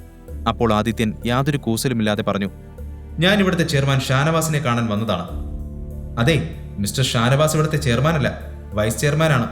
നിങ്ങളെപ്പോലുള്ള സെയിൽസ്മാൻമാരെ അപ്പോയിന്റ്മെന്റ് ഇല്ലാതെ സാറ് കാണില്ല. No, please get out of here, അല്ലെങ്കിൽ എനിക്ക് സെക്യൂരിറ്റിയെ വിളിക്കേണ്ടി വരും. ശാലിനിയുടെ വാക്കുകൾ കേട്ടപ്പോൾ ആദിത്യൻ മൂർത്തിയെ നോക്കി. എന്നാൽ അതേസമയം അവന്റെ ഫോണിലേക്ക് ആവണിയുടെ കോൾ വന്നു. അവൻ കോൾ എടുക്കുന്നതിന് മുമ്പ് തന്നെ ബാറ്ററി കുറവായതിനാൽ ഫോൺ സ്വിച്ച് ഓഫ് ആയി. മൂർത്തി അപ്പോൾ ദേഷ്യത്തോടെ ശാലിനിയോട് പറഞ്ഞു, നിങ്ങൾ ആരോടാണ് സംസാരിക്കുന്നതെന്ന് അറിയാമോ? ഈ നിൽക്കുന്നത്. എന്നാൽ ആദിത്യൻ അയാളെ തടഞ്ഞു. ആവണി എന്തിനാണ് വിളിച്ചത് എന്ന ടെൻഷനിലായിരുന്നു അവൻ. മറ്റൊന്നും അപ്പോൾ സംസാരിക്കാൻ നേരമില്ലായിരുന്നു. നിങ്ങൾ എത്രയും പെട്ടെന്ന് മിസ്റ്റർ ഷാനവാസിനെ വിളിക്കൂ. എനിക്ക് കാത്തു നിൽക്കാൻ ഒട്ടും സമയമില്ല. ഇനി നോക്കിയിട്ട് കാര്യമില്ലെന്ന് തോന്നി മൂർത്തി അവിടെ നിന്ന് മാറി ഷാനവാസിന് കോൾ ചെയ്തു പുറത്തേക്ക് വരാൻ ആവശ്യപ്പെട്ടു. ഷാനവാസിനെ മൂർത്തിയെ നന്നായി അറിയാമായിരുന്നു. അയാൾ വേഗം തന്നെ തന്റെ ക്യാബിനിൽ നിന്ന് പുറത്തേക്കിറങ്ങി. ശാലിനി അപ്പോഴും അവരോട് വഴക്കിടുകയായിരുന്നു. നോക്ക്, ഞാൻ നിങ്ങൾ രണ്ടുപേർക്കും ലാസ്റ്റ് വാണിംഗ് തരികയാണ്. നിങ്ങൾ ഇപ്പോൾ തന്നെ. എന്നാൽ ശാലിനി പറഞ്ഞു തീരുന്നതിന് മുമ്പ് തന്നെ പിന്നിൽ നിന്ന് ഷാനവാസിന്റെ ഉച്ചത്തിലുള്ള ശബ്ദം കേട്ടു. ശാലിനി, ഇങ്ങനെയാണോ ഗസ്റ്റിനോട് സംസാരിക്കുക? Sorry sir. എന്നാൽ ഷാനവാസ് അവളോട് ക്ഷമിക്കാൻ തയ്യാറായിരുന്നില്ല. Shut up. നിന്റെ ഈ ബിഹേവിയറിന് നിന്നെ ഞാൻ ഇവിടെ നിന്ന് പുറത്താക്കും. ശേഷം ഷാനവാസ് മൂർത്തിയെയും ആദിത്യനെയും നോക്കി. ശാലിനിക്ക് അത് വലിയ അപമാനമായി. ഓഫീസിൽ വെച്ച് ആദ്യമായാണ് ഒരാൾ അവളോട് ഇങ്ങനെ പെരുമാറുന്നത്. കാരണം ചന്ദ്രശേഖരൻ അത്രയും ഉയർന്ന സ്ഥാനമാണ് അവൾക്കവിടെ എപ്പോഴും കൊടുക്കാറ്. അയാൾ തന്റെ വ്യക്തിപരമായ കാര്യങ്ങൾക്ക് വേണ്ടിയാണ് അവളെ അവിടെ നിർത്തിയിരിക്കുന്നത്. ഓഫീസിൽ നടക്കുന്ന എല്ലാ കാര്യങ്ങളും കൃത്യമായി ശാലിനി ശേഖറിന്റെ അടുത്ത് എത്തിച്ചിരുന്നു. ഇപ്പോഴും അവിടെ എന്തോ പ്രശ്നമുണ്ടെന്ന് ശാലിനിക്ക് മനസ്സിലായി. അവൾ ഒന്നും മിണ്ടാതെ മെല്ലെ അവിടെ നിന്നും വലിഞ്ഞു. എന്നിട്ട് കുറച്ചു മാറി ശേഖറിന് കോൾ ചെയ്തു. മറുവശത്ത് ആദിത്യനും മൂർത്തിയും ഓഫീസിനകത്ത് ഫോർമാലിറ്റികൾ പൂർത്തിയാക്കുന്ന തിരക്കിലായിരുന്നു. അവൻ ഇടയ്ക്കിടെ സമയം നോക്കി. ഇപ്പോൾ സമയം 3 മണി. ഇനി 2 മണിക്കൂർ മാത്രമേ ശേഷിക്കുന്നുള്ളൂ. അവൻ എല്ലാം സൈൻ ചെയ്ത് ഓഫീസിൽ നിന്ന് ഇറങ്ങാൻ തുടങ്ങുമ്പോൾ ലിഫ്റ്റിന് പുറത്ത് 45 വയസ്സ് തോന്നിക്കുന്ന ഉയരമുള്ള ഒരു മനുഷ്യൻ നിൽക്കുന്നത് അവർ കണ്ടു. അയാളുടെ കണ്ണുകളിൽ ദേഷ്യം നിറഞ്ഞിരുന്നു. അതായിരുന്നു ചന്ദ്രശേഖരൻ. അയാൾ തന്റെ മുമ്പിലുള്ള ഷാനവാസിനെ നോക്കി ചോദിച്ചു, ഷാനവാസ്, ഇവിടെ എന്താണ് സംഭവിക്കുന്നത്? താൻ ആരാ ശാലിനി ഇവിടെ നിന്ന് പുറത്താക്കാൻ? നീ നിന്റെ സ്ഥാനം മറക്കണ്ട. ശേഖരൻ, അപ്പോൾ കാര്യങ്ങളൊന്നും അറിഞ്ഞില്ലേ? ഷാനവാസ് ആണ് ഇന്നു മുതൽ ഈ കമ്പനിയുടെ ചെയർമാൻ. ഞാനാണ് ഇയാൾക്ക് ഈ അധികാരം കൊടുത്തത്. മൂർത്തി ശേഖരനോട് പറഞ്ഞു. ശേഖരൻ അത് കേട്ട് പരിഹാസത്തോടെ ചോദിച്ചു, ഓഹോ, ശരിക്കും? അങ്ങനെയൊക്കെ അധികാരം കൊടുക്കാൻ നിങ്ങൾ ആരാണാവോ? മൂർത്തി ആത്മവിശ്വാസത്തോടെ നിന്നു. എന്റെ പേര് പറഞ്ഞ ആ ശേഖരൻ അറിയാം. ഞാൻ കൃഷ്ണമൂർത്തി, പള്ളിക്കലെ കൃഷ്ണമൂർത്തി. ഈ പേര് കേട്ടപ്പോൾ ശേഖരന്റെ കാലിനടിയിൽ നിന്ന് മണ്ണൊലിച്ചു പോകുന്നത് പോലെ തോന്നി. കൃഷ്ണമൂർത്തി ആരാണെന്ന് ശേഖരൻ അറിയാമായിരുന്നെങ്കിലും നേരിട്ട് ഇതുവരെ കണ്ടിട്ടില്ലായിരുന്നു. സോറി, നിങ്ങൾ ആരാണെന്ന് എനിക്ക് പെട്ടെന്ന് മനസ്സിലായില്ല. നമുക്കെന്റെ ക്യാബിനിലിരുന്ന് സംസാരിക്കാം. എന്നാൽ അതിനുള്ള മറുപടി പറഞ്ഞത് ആദിത്യനായിരുന്നു. സംസാരിക്കാനുള്ള സമയം കഴിഞ്ഞു മിസ്റ്റർ ശേഖരൻ. ഈ കമ്പനിയുടെ മറവിൽ നിങ്ങൾ പല ഇല്ലീഗൽ ബിസിനസ്സുകളും ആരംഭിച്ചിട്ടുണ്ടെന്ന് ഞങ്ങൾക്ക് നന്നായി അറിയാം. അത് കേട്ടപ്പോൾ ശേഖരന്റെ തൊണ്ട വരണ്ടു. അയാൾ തന്റെ കണ്ണട ഊരിമാറ്റി ചുറ്റും നോക്കി. ഓഫീസിലുണ്ടായിരുന്ന നിരവധി ജീവനക്കാർ അയാളെ നോക്കി നിൽക്കുന്നുണ്ടായിരുന്നു. അപ്പോൾ തന്നെ ആദിത്യൻ കമ്പനിയുടെ പുതിയ തീരുമാനങ്ങളടങ്ങിയ ഡോക്യുമെന്റ്സ് ശേഖരന് നേരെ നീട്ടി. ശേഷം ഷാനവാസിനെയും മൂർത്തിയെയും കൂട്ടി അവിടെ നിന്നും നടന്നു. അവർ നേരെ ചെയർമാന്റെ ക്യാബിനിലേക്കാണ് പോയത്. അവിടെ കയറിയപ്പോഴും ആദിത്യന്റെ മനസ്സിൽ ആവണിയെയും കുടുംബത്തെയും കുറിച്ചുള്ള ആശങ്കയായിരുന്നു. ഇവിടുത്തെ കാര്യങ്ങൾ പെട്ടെന്ന് തീർക്കണം എന്നുള്ളതുകൊണ്ട് അവൻ പറഞ്ഞു, ഷാനവാസ്, ഇന്നു മുതൽ നിങ്ങളാണ് ഈ കമ്പനിയുടെ ചെയർമാൻ. എന്ത് തീരുമാനം വേണമെങ്കിലും നിങ്ങൾക്കെടുക്കാം. ഷാനവാസ് സന്തോഷത്തോടെ നിന്നു. Thank you sir. ഞാൻ എൻ്റെ ജോലി സത്യസന്ധതയോടെ തന്നെ ചെയ്യും.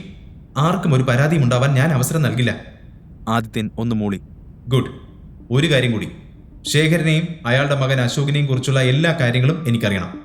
ഒരുപാട് പെൺകുട്ടികളുടെ ജീവിതം തകർത്ത അവനൊക്കെ ജയിലിലേക്ക് പോകാൻ സമയമായിട്ടുണ്ട്. ഷാനവാസ് വേഗം തന്നെ മറുപടി പറഞ്ഞു. Sir, don't worry. അവർക്കെതിരെയുള്ള എല്ലാ തെളിവുകളും എൻ്റെ കയ്യിലുണ്ട്.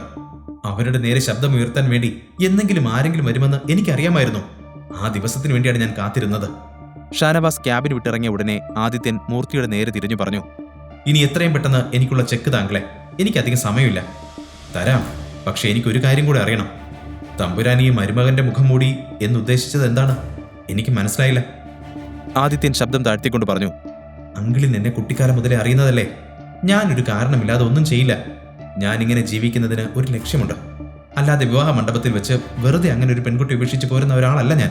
ഒരു കാര്യം മാത്രം ഇപ്പോൾ മനസ്സിലാക്കുക, ഇത് വെറും ഒരു മുഖംമൂടിയല്ല. ഇതെന്റെ ഒരു തന്ത്രമാണ്.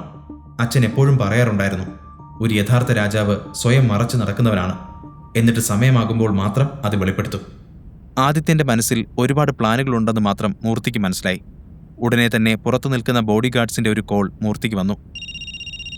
കോൾ എടുത്ത് അയാൾ പറയുന്നത് കേട്ടതും മൂർത്തി ഞെട്ടലോടെ ആദിത്യനോട് പറഞ്ഞു, ആവണി അശോകിന്റെ ക്യാബിനിലേക്ക് കയറിയിട്ടുണ്ടെന്നാ. അശോകിന്റെ സ്വഭാവം നന്നായിട്ട് അറിയാവുന്ന ആദിത്യൻ ഒരു നിമിഷം എന്ത് ചെയ്യണമെന്നറിയാതെ നിന്നു. അവന്റെ ക്യാബിനുള്ളിൽ ഒരു പ്രത്യേക മുറിയുണ്ട്. അതിനുള്ളിൽ അവൻ ഓരോ സമയം ഓരോ പെൺകുട്ടികളെയും കൊണ്ടുവന്ന് മുതലെടുക്കും. ഓഫീസിലുള്ള എല്ലാവർക്കും സത്യം അറിയാമെങ്കിൽ പോലും അവരൊക്കെ അശോകിനെയും ശേഖരനെയും പേടിച്ച് മിണ്ടാതെ നിൽക്കും. എന്നാൽ ഇന്ന് അശോക് കമ്പനിയുടെ പുതിയ ഉടമ ആദിത്യനെ നേരിടാൻ പോവുകയാണ്. മൂർത്തി പറഞ്ഞത് കേട്ടപ്പോൾ ആദിത്യൻ വേഗം അവിടെ നിന്നും എഴുന്നേറ്റ് അശോകിന്റെ ക്യാബിന് നേരെ നടന്നു. അവൻ പോകുന്നത് കണ്ടപ്പോൾ ഷാനവാസും പിന്നാലെ ചെന്നു. എന്നാൽ മൂർത്തി അയാളെ കൈകൊണ്ട് ആംഗ്യം കാണിച്ച് തടഞ്ഞു. എന്നിട്ട് പറഞ്ഞു, നിങ്ങൾ എല്ലായിടത്തും ഇങ്ങനെ സാറിനെ ഫോളോ ചെയ്യേണ്ട ആവശ്യമില്ല. ചില കാര്യങ്ങൾ സാർ ഒറ്റയ്ക്ക് ഹാൻഡിൽ ചെയ്തോളും. പിന്നെ ഒരു കാര്യം കൂടെ, സാർ ആരാണെന്ന റിയൽ ഐഡന്റിറ്റി ആരും അറിയാൻ പാടില്ല. എല്ലാ കാര്യങ്ങളും എല്ലാവരും അറിയരുതെന്ന് ആദിത്യന് നിർബന്ധമുണ്ട്. അതുകൊണ്ടാണ് ഷാനവാസിനോട് അവരെ ഫോളോ ചെയ്യേണ്ട എന്ന് പറഞ്ഞത്. ഷാനവാസിന് കാര്യം മനസ്സിലായില്ലെങ്കിലും അവൻ തലകുലുക്കി സമ്മതിച്ചു. Okay sir. ആവണി അപ്പോഴേക്കും അശോകിന്റെ ക്യാബിന് മുന്നിലെത്തിയിരുന്നു. ആ ബിൽഡിങ്ങിന്റെ 5ാം നിലയിലായിരുന്നു അശോകിന്റെ ക്യാബിൻ. അശോക് വളരെ വൃത്തികെട്ടവനാണെന്ന് ആവണിക്ക് അറിയാമായിരുന്നെങ്കിലും ഇതുപോലെ ഒരു സാഹചര്യത്തിൽ അവൾക്ക് വേറെ വഴിയില്ലായിരുന്നു. അവന്റെ കയ്യിൽ നിന്ന് പണം വാങ്ങി പെട്ടെന്ന് പോരുക എന്നതായിരുന്നു അവളുടെ തീരുമാനം. ഇതുപോലെ ഒരു ഓഫീസിൽ വെച്ച് അവനൊന്നും ചെയ്യില്ല എന്ന ധൈര്യം ആവണിക്കുണ്ടായിരുന്നു. ആവണി മുകളിലേക്ക് നടന്നു. ആദിത്യൻ അപ്പോഴും അങ്ങോട്ടെത്തുന്നതേ ഉണ്ടായിരുന്നുള്ളൂ. അശോക് ഇതിനകം തന്നെ തന്റെ കളി തുടങ്ങിയിരുന്നു. ആവണി നേരെ ചെന്ന് ക്യാബിനിൽ മുട്ടി. അതവളാണെന്ന് അശോക് മനസ്സിലാക്കിയിരുന്നു. അവന്റെ ചുണ്ടിൽ ഒരു ചിരി വിരിഞ്ഞു. അവൻ ഡ്രസ്സൊക്കെ ശരിയാക്കി ഒന്നുകൂടെ ശരിക്കിരുന്നുകൊണ്ട് പറഞ്ഞു, യെസ്, കമിൻ. ആവണി അകത്തേക്ക് കടന്നതും അവനൊരു വഷളം ചിരി ചിരിച്ചു. ഓ ആവണി, കം സിറ്റ്. താൻ വിളിച്ചിരുന്നല്ലോ അല്ലേ? ഞാനത് വിട്ടുപോയിരുന്നു. അശോക്, അപ്പോൾ ക്യാഷ്? യാ അതെനിക്ക് ഓർമ്മയുണ്ട്. ഞാൻ തരാമെന്ന് പറഞ്ഞതല്ലേ. ആദ്യം ആവണി ഇരിക്കേ. അശോകിന് അവളെ കുറച്ചു സമയം അവിടെ കിട്ടണമായിരുന്നു. ആവണി പേടിയോടെ അവന്റെ അടുത്തേക്ക് നടന്നു. ആവണി അശോകിന്റെ മുന്നിൽ ഒരു മനോഹരമായ സോഫയിൽ ഇരിക്കുമ്പോൾ അവൻ ഒരു ഗ്ലാസ് റെഡ് വൈനുമായി അവന്റെ ചെയറിലിരുന്നു. അവൾ ഫോണിൽ വിളിച്ചപ്പോൾ തന്നെ എല്ലാ കാര്യങ്ങളും അവനോട് വിശദീകരിച്ചിരുന്നു. എങ്കിലും അവിടെ ഇരുന്നപ്പോൾ അവൾ ഒന്നുകൂടെ അവനോട് കാര്യങ്ങളെല്ലാം പറഞ്ഞു. അശോക് ശ്രദ്ധയോടെ അതെല്ലാം കേട്ടു.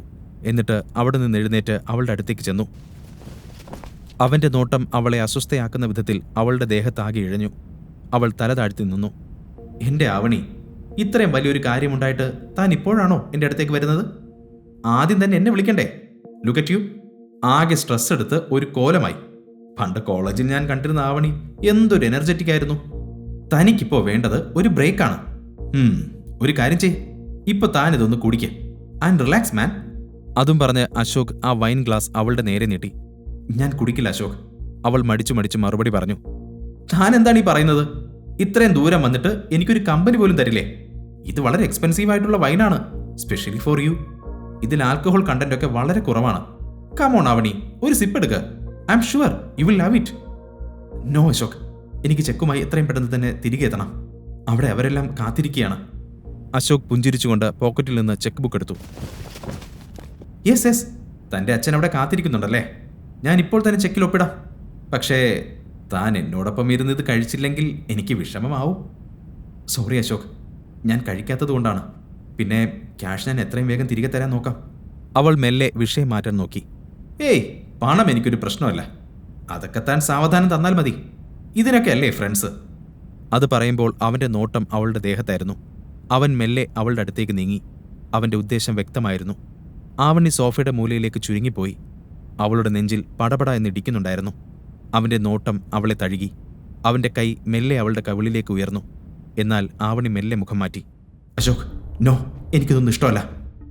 ആവണി, ഇന്ന് തൻ്റെ അച്ഛൻ ജയിലിലേക്ക് പോകുന്നത് തടയാൻ എനിക്കല്ലാതെ ആർക്കും കഴിയില്ല.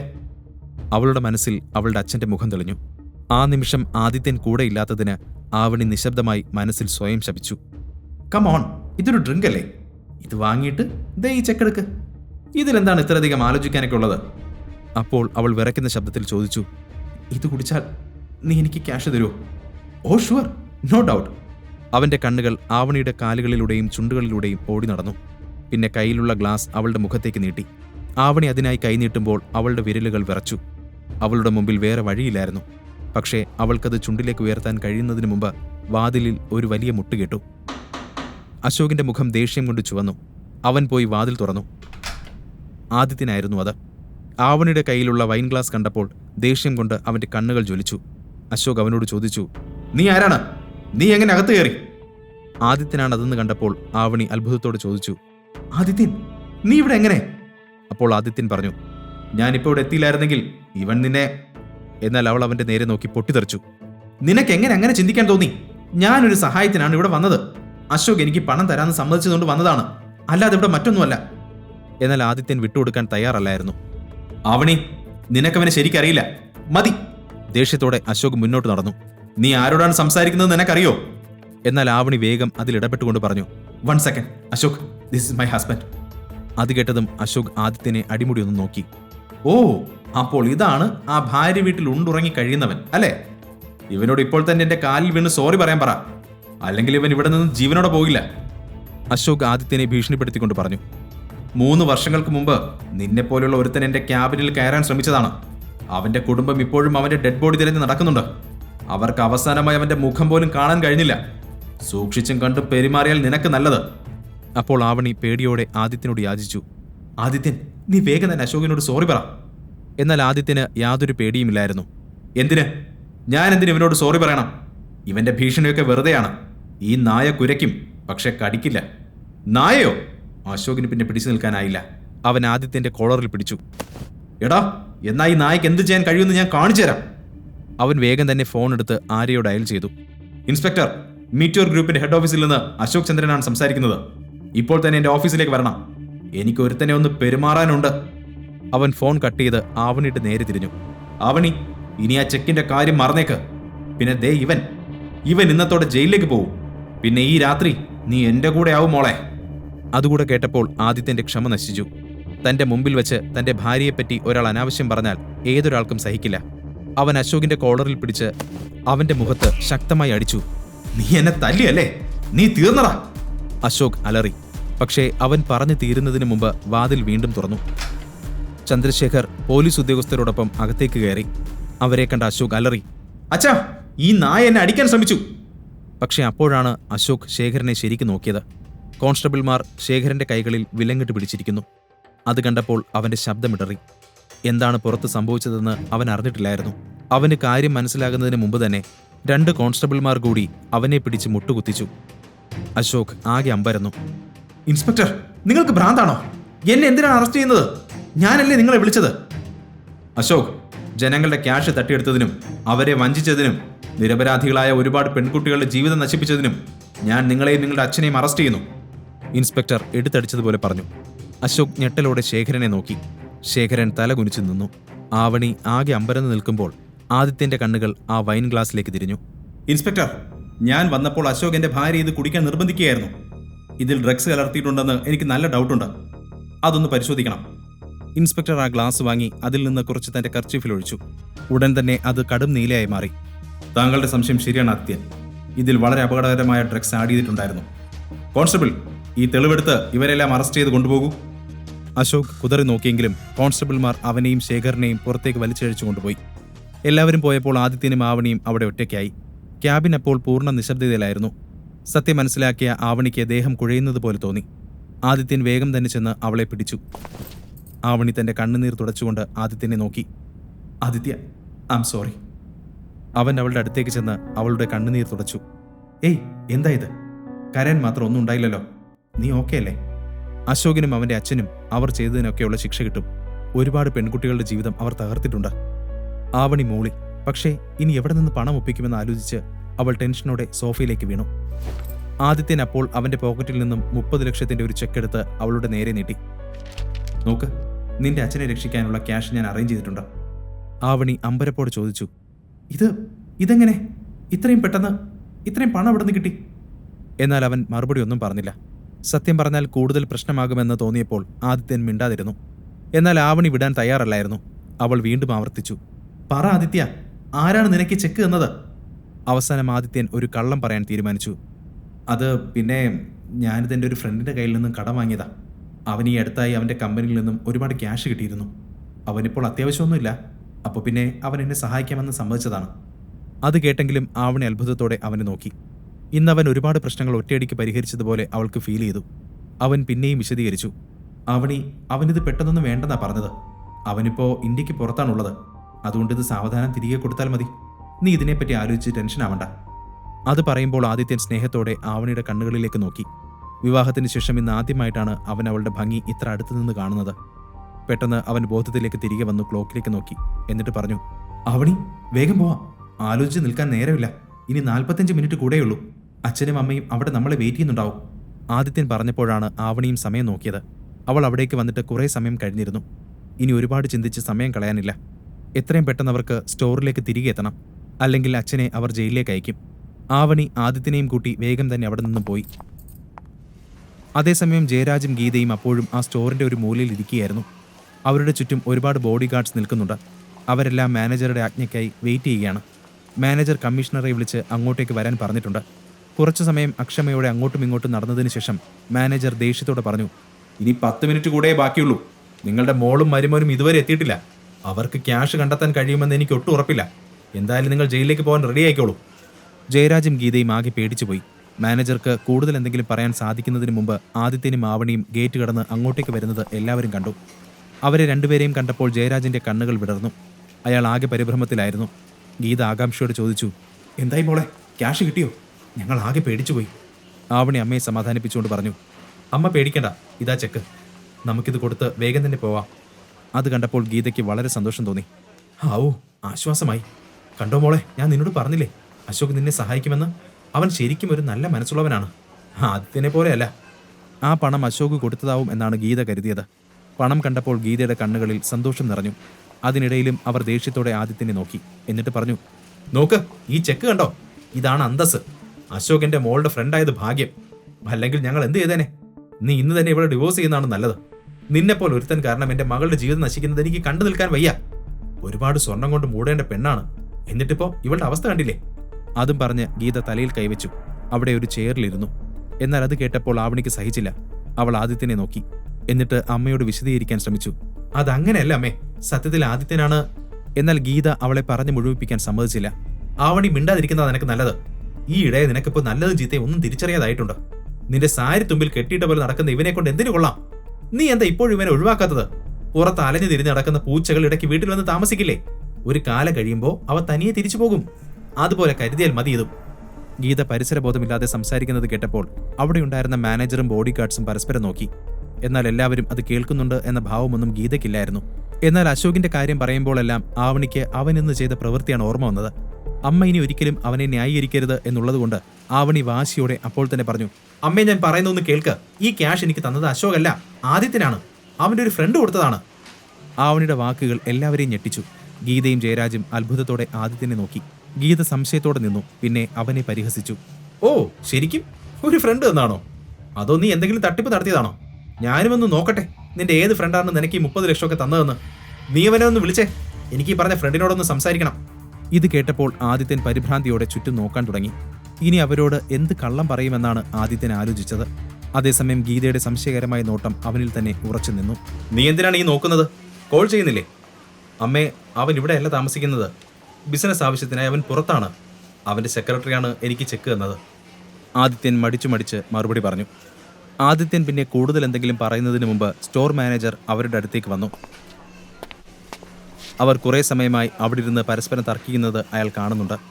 അയാൾക്ക് അവരെ അവിടെ നിന്ന് പറഞ്ഞയക്കണമായിരുന്നു. മാനേജർ പറഞ്ഞു, അവിടെ നടന്നതും പിന്നീട് മണിക്കൂറുകളായി അവിടെ നടക്കുന്ന തർക്കങ്ങളുമെല്ലാം സ്റ്റോറിന്റെ റെപ്യൂട്ടേഷനെ ബാധിക്കുമെന്ന് അയാൾ ഭയപ്പെട്ടു. എക്സ്ക്യൂസ് മീ, നിങ്ങളുടെ കുടുംബ നാടകമൊക്കെ സ്വന്തം വീട്ടിൽ ചെന്നിട്ട് മതി. എനിക്കിപ്പോൾ തന്നെ എൻ്റെ ക്യാഷ് കിട്ടണം. ഓക്കെ, ഇതാ നിങ്ങളുടെ ക്യാഷ്. അത് കേട്ട് ആവണി ആ ചെക്ക് എടുത്ത് മാനേജർക്ക് കൊടുത്തുകൊണ്ട് പറഞ്ഞു. അയാൾ അതും വാങ്ങി അവിടേക്ക് വരുന്ന മറ്റ് കസ്റ്റമേഴ്സിനരികിലേക്ക് പോയി. അയാളുടെ കൂടെ ഉണ്ടായിരുന്ന ഗാർഡുകളും സ്റ്റോറിന്റെ മറുവശത്തേക്ക് പോയി. പക്ഷെ ഗീതയുടെ സംശയം ഇപ്പോഴും ആദിത്യനെ ചുറ്റിപ്പറ്റിയായിരുന്നു. അത് മനസ്സിലാക്കിയെന്ന വണ്ണം ആവണി മുന്നോട്ട് വന്ന് പറഞ്ഞു, അമ്മേ, അശോക് പണം തരണമെങ്കിൽ അവനോടൊപ്പം ഡ്രിങ്ക്സ് കഴിക്കണമെന്ന് പറഞ്ഞ് എന്നെ നിർബന്ധിച്ചു. അവൻ ഇങ്ങനെ മുമ്പ് പല പെൺകുട്ടികളോടും ചെയ്തിട്ടുണ്ട്. അതുകൊണ്ടൊക്കെ തന്നെയാ ഇപ്പോൾ ജയിലിൽ പോവേണ്ട ഗതി വന്നത്. അവൻ ചെയ്തതിനൊക്കെയുള്ള ശിക്ഷ അവന് കിട്ടണം. ആദിത്യൻ ഇന്ന് കൃത്യസമയത്ത് എത്തിയില്ലായിരുന്നുവെങ്കിൽ ഒരുപക്ഷെ അശോക് എന്നെ മിസ്യൂസ് ചെയ്തേനെ. ഇത് കേട്ട് ഗീത അത്ഭുതത്തോടെ ആദിത്യനെ നോക്കി. അവർക്ക് അപ്പോഴും തന്റെ കാതുകളെ വിശ്വസിക്കാൻ കഴിഞ്ഞില്ല. പെട്ടെന്ന് ജയരാജ് ആശങ്കയോടെ ചോദിച്ചു, മോളെ, നിനക്കൊന്നും പറ്റില്ലല്ലോ അല്ലേ? ഇല്ലച്ചാ, എനിക്ക് കുഴപ്പമൊന്നുമില്ല. ആവണി ആശ്വാസത്തോടെ മറുപടി പറഞ്ഞു. ജയരാജിന് അത് കേട്ടപ്പോൾ വളരെ ആശ്വാസം തോന്നി. ഇപ്പോൾ അതാണ് ഏറ്റവും പ്രധാനപ്പെട്ട കാര്യം. ആദിത്യൻ എവിടെ നിന്നാണ് ഈ ക്യാഷ് കിട്ടിയതെന്നൊന്നും ഇപ്പോൾ ആലോചിക്കേണ്ട കാര്യമില്ല. അവനത് കൊണ്ടുവന്നല്ലോ, അത് തന്നെ വലിയ കാര്യം. ജീവിതത്തിൽ ഇത് ആദ്യമായാണ് അവൻ നമുക്ക് ഗുണമുള്ള എന്തെങ്കിലും ചെയ്യുന്നത്. അയാൾ എല്ലാം ഒന്ന് ഒതുങ്ങി തീർന്ന ആശ്വാസത്തിൽ പറഞ്ഞു. ഉടനെ ഗീത അയാൾക്ക് നേരെ ചാടി. ഇവൻ എന്ത് നല്ല കാര്യം ചെയ്തെന്നായി പറയുന്നേ? ആരിൽ നിന്നാണ് ഈ പണം കടം വാങ്ങിയതെന്ന് ആർക്കറിയാം? ഇപ്പോൾ തന്നെ ഇവനിത് തിരികെ നൽകേണ്ടി വരും. കടം തീർക്കാൻ ഇവിടെ കുറെ പണം കുന്നുകൂട്ടി വെച്ചതുപോലെയാ അവൻ ഇപ്പോൾ ആരോടൊക്കെയോ ഇരുന്ന് പണം കൊണ്ട് വന്നേക്കുന്നത്. ഗീതയുടെ പ്രകടനം അതിരുകടക്കുന്നുണ്ടെന്ന് ഉത്തമ ബോധ്യമുള്ള ആവണി ചുറ്റും നോക്കി. അവിടെ നിൽക്കുന്ന എല്ലാവരുടെയും ശ്രദ്ധ അങ്ങോട്ടേക്ക് തന്നെയായിരുന്നു. അമ്മേ, നമുക്ക് വീട്ടിൽ പോയി സംസാരിക്കാം. ദേ കണ്ടോ, എല്ലാവരും നമ്മളെ തന്നെയാ നോക്കുന്നത്. അപ്പോഴാണ് ഗീതയ്ക്കും സ്ഥലകാല ബോധം വന്നത്. പിന്നെ അധികം സമയമെടുക്കാതെ എല്ലാവരും വീട്ടിലേക്ക് ഇറങ്ങി. അവർ വീട്ടിലെത്തിയപ്പോഴേക്കും വൈകുന്നേരമായിരുന്നു. ആദിത്യൻ ഫോണിൽ എന്തോ നോക്കുകയായിരുന്നു. ആദിത്യനെ അപമാനിക്കാൻ കിട്ടുന്ന ഒരവസരവും ഗീത നഷ്ടപ്പെടുത്താറില്ല. അവർ ദേഷ്യത്തോടെ പറഞ്ഞു, ആഹാ, കൊള്ളാലോ, സാറ് വന്നിട്ട് വെറുതെ നിൽക്കുകയാണോ? പോയി എനിക്കൊരു ചായ ഇട്ടോണ്ട് വാ. ഓരോരോ പൊല്ലാപ്പ് കാരണം ടെൻഷൻ അടിച്ച് മനുഷ്യന്റെ തല വെട്ടി പൊളിയുക. ആദിത്യൻ അത് കേട്ട് തല കുലുക്കി. ശരിയമ്മേ. അപ്പോൾ ഗീത പരിഹാസത്തോടെ കൂട്ടിച്ചേർത്തു, ആ പിന്നെ ഒരു കാര്യം കൂടെ, ചായയിൽ പാലും പഞ്ചസാരയും ഒക്കെ ശ്രദ്ധിച്ചിട്ടാ മതി. നിന്റെ കുടുംബത്തിൽ നിന്ന് കൊണ്ടുവന്നതൊന്നും അല്ല അത്. ഇത് കേട്ടപ്പോൾ ആദിത്യൻ അറിയാതെ ചിരിച്ചുപോയി. കാരണം ആവണിയുടെ മുത്തച്ഛനായ ബാലകൃഷ്ണപിള്ളയ്ക്ക് ബിസിനസ് ആരംഭിക്കാൻ പണം നൽകിയത് ആദിത്യന്റെ മുത്തച്ഛനായിരുന്നു.